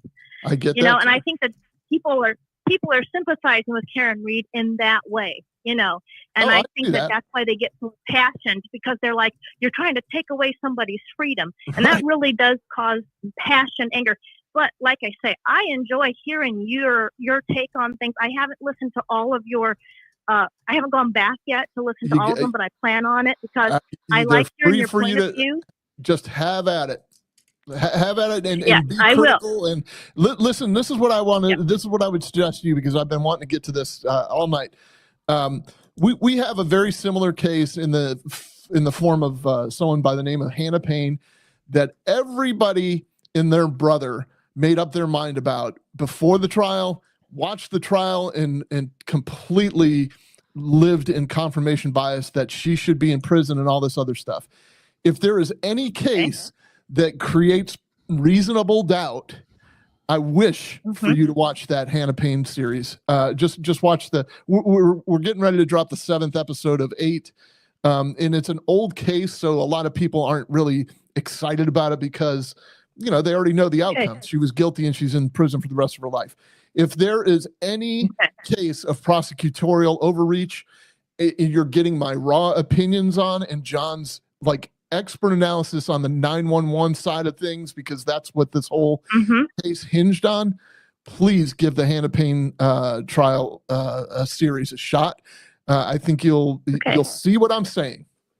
And if you I will take a listen to that. You're a great caller. I think I appreciate you being here. All right. Well, thank you so much for taking my call. I really appreciate it. Yeah, you have a good night. John, we have super chats. Yeah, we got a $5 from I can only assume Christy M, Chris M, Chrysler M. Anyway, she says he fell backwards and died unable to move. Why did Jen McCabe say in the 911 call, we just turned him over? Yeah. He was face over. He was face down, and they didn't recognize him. Then they turned him over, and it was a friend. And we actually, Chrysler. I'm sorry, I don't know your name, but we're a 911 show. That's like why I'm here, I guess. But I haven't had anything to do in like 8 episodes. But we covered the non-emergent call and the emergency call, and there was stuff in the 911 that didn't Yes. As for me, Important as stuff. someone that takes 911 calls all day, every day, and I've been doing this 40 hours a week for 10 years, folks. I know some people in the chats tonight don't think that I'm any kind of a hero, that I've never saved anyone's life, that I've never given instructions to a parent on how to give CPR to an infant. I'm not a hero or anything. It's fine. I don't need that. But I'm sorry, I got stuck in the self-adulation thing. I always kind of like really like me. But we went over the 911 calls, and there was stuff in there that just, it didn't sound right to me. And when you do anything a lot, no matter what it is, whatever it is your job is, like Armchair, if your job is stealing catalytic converters, like, you know, when you're in a weird situation. Wow. And I'm in a weird situation sometimes with 911 calls. And when we listen to that, there were certain aspects of it that didn't make sense. Now you can just write it off and say, well, it doesn't mean anything. But you could also say, like, nah, but it's suggestive of this. And what did Karen know? And when did she know it? And how much of the call was social engineering? You know, she was the last one to see him, I guess. She dropped him off, but she also found him, and no one else did. And the plow driver didn't see him. And no one else just driving down the street those 6 hours found him. And, you know, there's so much stuff going on that you can interpret it a whole bunch of ways that just really, who knows? You know, I don't know. John, I removed Armchair from. Yeah, we rarely do that, but we like, never do it. Yeah, like he served no purpose, and I got to be honest. His mom and I raised him better than that. So we got rid of him. He's throwing around the R word. Yeah. Well, here's the thing: is that I'm not incensed by that word. That doesn't really bother me. And we didn't remove him right away because it's like we're not sensitive. Drew's a cop. He gets called things. I get called things. So I just wanted to make sure that everybody knew that it wasn't for the ad hominem stuff, calling us dum-dums, calling us these things. He can, but it's like whatever like I want the world. But Tanner called in. Tanner had the balls to call in. You heard his expertise earlier tonight. If you were here, he talked about how there's different kinds of Faraday bags. He talked about how evidence gets logged. He talked about he brought police perspective and professional excellence to the show. Tanner knows what he's talking about. Aside from that, I'll personally vouch for you that I've talked to Tanner not just about police things, but he's a fantastic human being and a good person. He's one of our day ones too. And he's one of our day ones, and he's been here for a long time. And he and I we worked an international traffic stop together once. So I feel like even though tensions between Canada and the United States never been higher, if anyone's going to bring peace to this continent, it's probably me and Tanner. Yeah. So some guy named Armchair. So he's driving up. The good thing about it is that he drives up people in the chats because people are firing back at him. And YouTube looks at that like, oh, it's so spicy in there. Yeah. Right. So in some ways he's kind of good, but he ran his course, and he's not someone we're trying to keep around here anyway. And I will say this about Com Center: if you've never watched this before, we're a fun place. We try to actually like have fun here and treat people right. And I think you've heard a few people say that tonight. And anyway, I'm trying to see if there's anybody else that I haven't heard. I think there's one caller left, and that's area code Washington State. I think they said they had one more thing, so I'm going to try calling them back. Maybe they won't answer just because I don't know. Don't answer if you don't want to talk to me. That'll be how I know. That'll be the sign. Hi, this is Brenda Walsh. Sorry, I did accidentally doxed your name. I apologize. We don't want to say, yeah, sorry about that. I didn't mean to do that. You know, I'll that's at 2:47. I'll edit that out later, just so you know that it won't be on the repeat. Yes, sorry about that. All right, so I won't do any more outbound calls because I don't want to risk that. So this is your chance. Nick, if he wants to call in and talk about how the Bills went to the Super Bowl 4 times, this is your chance. Edward Langton, he's in Singapore, so feel free to call in. Edward just popped in. He's from Singapore. Yeah, Jeff, if you want to call in, if you have any theories about who did the killings, I would love to hear it. Our caller earlier being passionate about getting justice for John, that's kind of all I have left for this case. Right now, Yeah. John O'Keefe is lying in his grave. He's not avenged, and I worry for that. But Okay, look, all right. We got the call. We got the call coming in. okay, Here my we heart go. breaks for the niece and the nephew. Accept, press 1. Okay, To I'm send a going to voicemail, accept. Here press we go. Okay. All right. Now, did you mean to call us, or did I mean to call you, or are we doing this on purpose?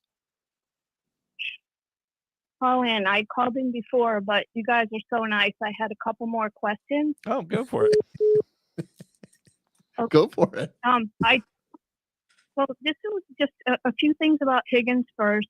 What was your opinion about the Ford Edge that Lucky saw? Also, Higgins said that he saw a man in the house, and he had a little description of that too, which was weird. I literally, I'm sorry to interrupt. I literally just watched that exchange today, and I'm telling you from. No, go ahead with your final point. I'll address all three, or John can address them. Okay. And the other thing was when Higgins left, he also had a plow and lights on his truck, and he drove past the flagpole, and he didn't see anything at 1:30 or whenever he was on his way to the police department. That's a great point.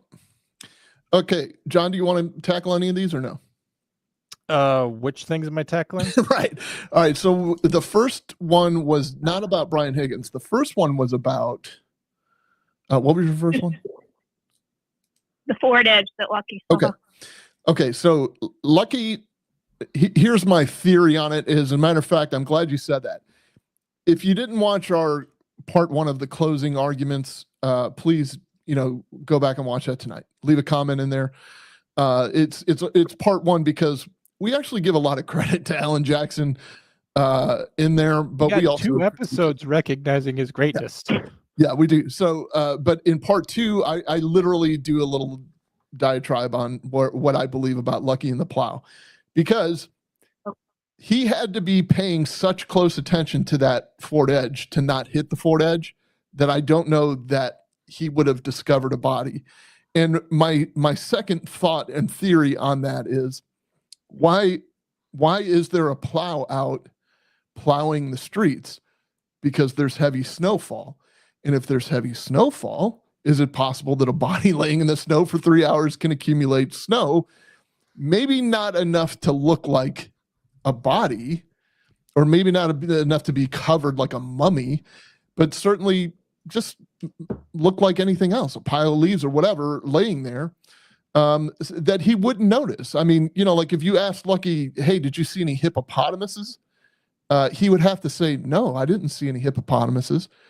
Well, I mean, that might stand out to you if you saw a hippopotamus, wouldn't it? Like you can play this game all day, but he didn't see it. So, like if he were getting up there testifying to the fact that he saw a body, I think there'd be some veracity to it. But I mean, like I think Lucky got up there and told the truth. I don't think he wanted any of this attention. So then Brian Higgins, you say that he had that little exchange where he saw somebody come in there. It was a semantical game. This is exactly why Yuri Buchanan wanted a dictionary, because Alan Jackson plays these games. And he was saying, that's not what I testified to. And he's saying, you're saying you didn't testify to this in the grand jury? And he's saying, so he was referring to something else. He even says it. He explains it. He was like, no, I was referring to, like after the party or something like that. And listen, I've interviewed enough people in real life. I have also taught interviews and interrogations for years and years and years, meaning I've broken down the game film on interviews and interrogations for years and years and years and years. That dude on the stand he's not lying. He's not flapped in the least. Even if you look at that exchange between him about the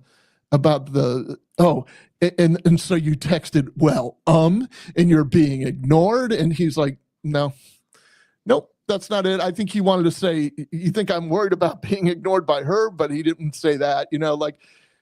I'm just telling you from my perspective and my standpoint, that dude ain't lying on the stand. There's no two ways about it. Now it's a little sus that he tore up his phone and threw it away and all that. Yeah, I get it. But as far as his testimony is concerned, he was telling the truth. what I don't understand is, I'm not saying he saw a body, but the forward edge could have been put there before they brought the body out just to hide, whatever they were going to do. I mean, what was the forward edge doing on the street and not in the driveway? Well, I don't know the answer to that either. I mean, there was a party going on there, so there was obviously cars in the driveway and all this other stuff, and maybe he just didn't move it back in. But they know better they know better than to leave their cars on the street because it's getting plowed. I think that when you take it as far as saying they're removing a dead body with or without a Faraday bag, and you would have to be the worst murderer in the world to try to conceal the body by throwing it on the exact curb where anybody driving by can see it, whether there's a forward edge there or not. I think that would be probably because the forward edge was not where the flagpole was, and that's where he was. He was in the area of the flagpole, correct? The forward edge was near the flagpole because Lucky, he's used to delivering to their house. He was their He was their pizza guy. Delivered and on one of his passes, and he didn't start till 2:30 in the morning. On his first pass, there was no forward edge. Subsequent pass, there was a forward edge. So it would have been after everyone left. Yeah, it would have. Okay, but hold on a second. And I'm not trying to argue with you. I'm just playing devil's advocate here. Yes, after everybody left, meaning whoever's car that was, whether it was Colin Alberts, Brian Alberts, whatever. If Brian Alberts.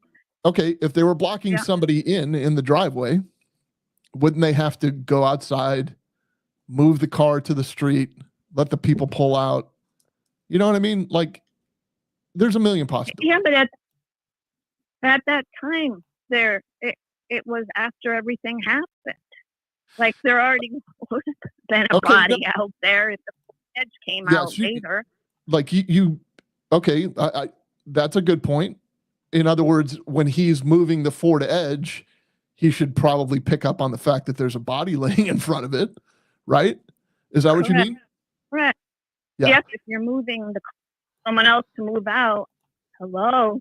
Yeah, I see what you're saying. Yeah, and at that time, it was not snow enough to track a cat thing. So right, enough to cat. But I still say okay, enough to track a cat. Then what do you need plows for?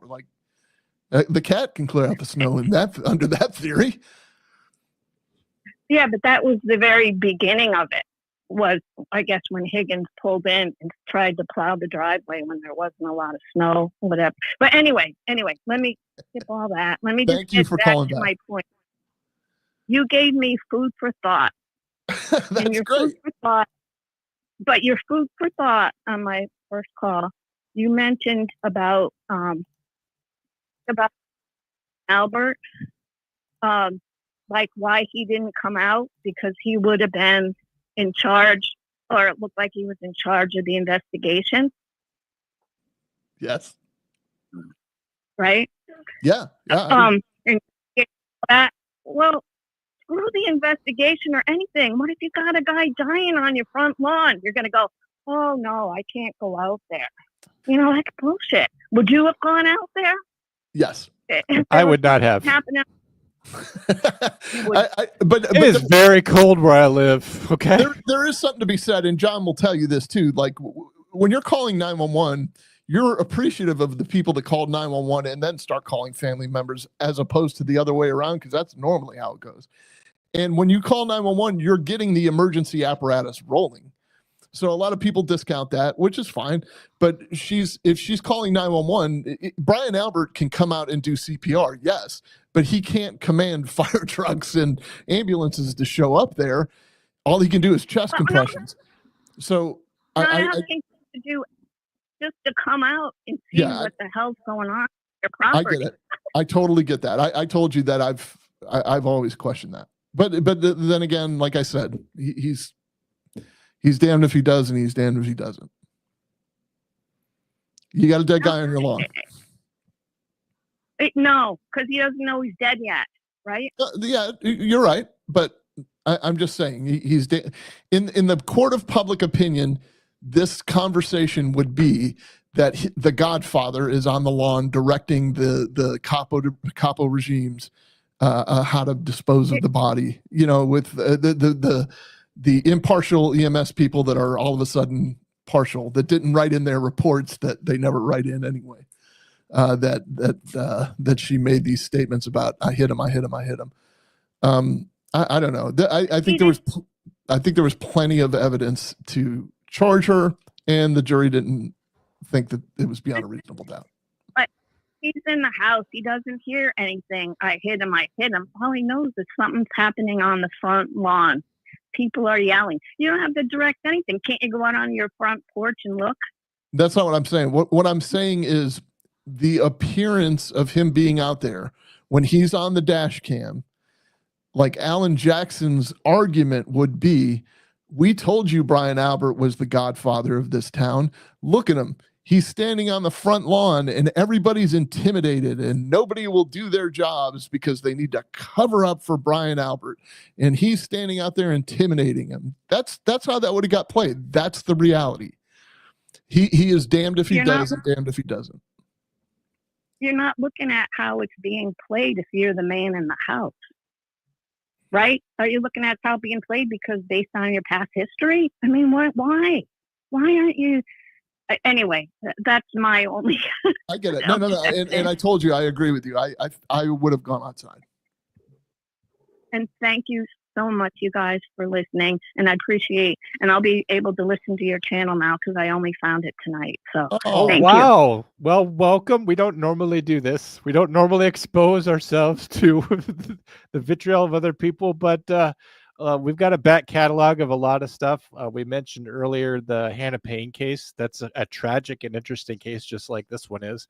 Encourage you to go back and check that one out. And if you're interested at all in Brian Koberger, that's something that's coming up. So.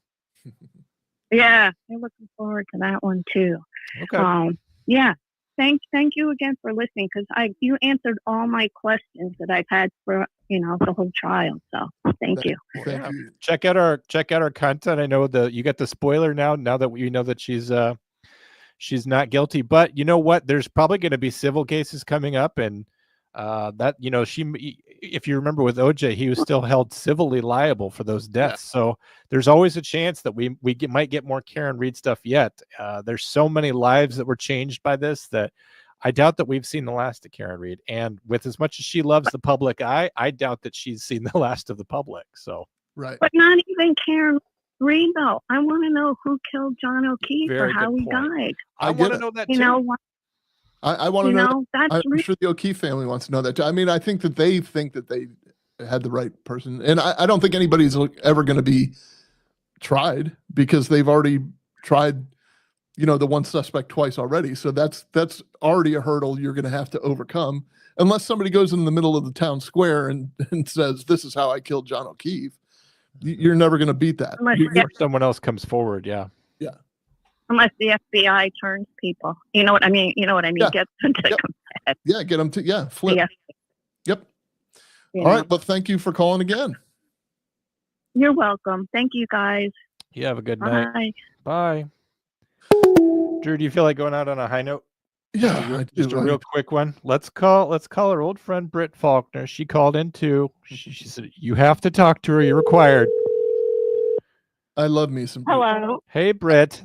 Brittany, I got to bring my bonus son. My wife secured tickets to Limp Bizkit and Metallica for his first concert. Ooh, that's a good one. I know. I'm not seeing Metallica. No, I wasn't either. But I mean, it's cool. Like it's like the Super Bowl. Like you're not going to turn it down. You know what I mean? That's true. I mean, I turned down Paramore, and I was like, no, because anyway, that's a whole nother thing. But Tool's amazing if you haven't seen him, Drew. Anyway, I have. I have. Thanks to my wife, Okay, I've seen good. Tool, and then we saw the MJK birthday thing recently with Pussifer and nice. and That's who I need to see. Him and that and APC. APC. Queens of Stone Age. I told Lynn. Oof, Queens of the Stone Age. I'm a big fan. All right, I'm sorry, Britt. I threw you off track there. No. I was gonna say Josh was cool when they did the dome here. When it was still open, he gave his beer to somebody in the crowd. I'm hoping they were over 21. I was 16 at the time, but I was like, damn, he's cool. Yeah. But anyway, but I wanted to say, I liked last week's episode. I'm gonna have to refresh on Karen Reed and stuff because obviously you guys see my post. I'm just mom. I'm cooking dinner, cleaning. Sure. I'm so damn tired. You're allowed. So, but I really like when you brought up the whole ice thing because when I was coming home from LA and downtown Disney with my kids, I was really worried because we had this all planned out before the damn riots happened. And I do not care if anybody says they're not riots. I mean, if LAPD has to block off the parts of the freeway to make sure fucking people don't get into the freeway so they don't get hit, I'm sorry, that's a problem. Yeah, that's a huge problem. It's a huge problem. And I see these videos where people are getting hit, and I'm like, well, you can't feel bad for them because, well, you're in somebody's way. It's one thing if you're crossing the street, but if you just see them there, play stupid games, win stupid prizes. I know. I digress, though. I'm sorry, but because I saw a police in riot gear. I'm pretty sure it might have been ICE. But I saw the riot gear, and when you did the episode last week when people were calling the police on the ICE agents, I was like, "Are you kidding me?" I'm not surprised. I was like, I bet that would be unfair. I know he's not here anymore, but if he was that one guy, like who is the real criminal here? You know what I mean? Exactly. But I listened to it when I was cleaning my dishes. I was like, damn, this is a good one. My husband would come in. I'm like, can you leave me alone? I'm trying to listen to Comm Center here. Yes, he needs to leave you. You need your Comm Center time. I need my Comm Center time because, not all the time do I watch you guys when you're doing it on Thursdays. I'm doing other stuff. So, but when John kind of mentioned that you guys were going to be kind of live, after I got stuff for dinner, I was like, okay. And so, I had to join, and yeah. Folks, what you don't know about Brittany is she is the first ever caller on our voicemail. Back then, it was still on tape, and she cussed at us. It wasn't at you, Drew. It's always at John. John deserved it. Even though John doesn't think he deserves a halo, he does because he's a Satan to deal with me. But you're right, Foxy. Thanks. I mean, it's just like my poor husband. Thanks for ending the night on a high note. We talked to people who were strangers to us, who were enemies to us, but it's nice to talk to a friend. So we wish you a good evening, and we will see you back here next week. Hold on before I let you go, because we had some cop haters. You guys can look up Kern County Sheriff's Department on YouTube, and you can watch this badass deputy get shot in the finger when he takes cover and it tells his partner, "Yeah, I can still shoot." Amazing video, because street cop training, I didn't even know it had happened until I watched it on his Instagram. I was like, "Holy shit!" That's you know what? I saw that. Yeah, Water Street, where it was at. My best friend just moved from there. I don't know if she's the 600 person. I was trying to look on Google Maps because I'm not quite sure, but I was like, "Holy shit!" But that was one hell of a shot, man. And the guy's still alive. I couldn't believe it. But yeah, that's from my city, Bakersfield. I know I doxed myself. I don't care, because I will always continuously talk about what was the guy that made that stupid Hulu documentary about BPD and Sheriff's Department? But I don't remember. No idea. I've never seen a documentary. Yeah, exactly. Michael Moore? Yeah, he just tried to talk shit a couple years back, and I was like, but seeing like that video, I'm just like, hot damn. And like how they're talking about, it's like the police in LA, they're actually starting to do their job again. And I'm just like, this is why I like where I live. Because I live in a red area. Kern County's red. And That's cool. this is why I'm okay not moving out. You know, because I feel safe because I actually have cops in my area that actually try to do their job. And my DA actually gives a damn. Yeah, you're still in a blue state, though. Listen here, John. All right, sorry. I didn't mean to incite you to 10 more minutes of ranting. Yeah. I'm just glad that you're happy. I just want you to be happy and safe, and I want you to live a life of religious fulfillment, okay? I just want everything for you. Look, I'm going to die in this house, John. Damn it. All right. Well, thank you so much, Britt. We appreciate you. I will talk to you soon, okay? You guys keep doing the good fight. You know I love you. I love you too. Thank you. All right, bye. Good night. John, you have the last word of all of it. I was going to say, no one ever asked me what I think. They do when they call 911, my friend. That guy earlier was a real big dick. What was the deal? They want to know what you think, and then they tell you why you're wrong. Yeah. No, I want to say this to anybody that's still here, the 61 people that are left. I hope you come back. I hope you enjoyed this. We don't often go live, but we got a big verdict, and I hope that you find something here that you like to see. We work hard for you, and we want to inform and entertain, and just appreciate everybody that watched the show tonight. You know, we do it for you. If you guys hadn't showed up, we would have. Drew would have gone to bed hours ago. He has to wake up at 5 in the morning to mow his lawn, and it's my Friday night, so I'm going to go have my Miller time. But thanks so much, Drew. It's been a pleasure. By the way, if you guys want to leave a voicemail, you could do that at 848-COM-911. That's 848-COM-911. If you're watching this later, if you're watching this on repeat, and you want to call in and the show's over, you can still do that. Call 848-COM-911, 266-6911. Nice. You can still let us know everything that you think. And also check us out on all the other platforms that we're on. Discord especially. Discord, yeah, if that's your jam, I guess. Even I'm not allowed in the Discord, but I've never been. Thanks to everybody that's supporting us. Make sure you check out all these other videos here on the playlist. And Drew, it's been a real pleasure.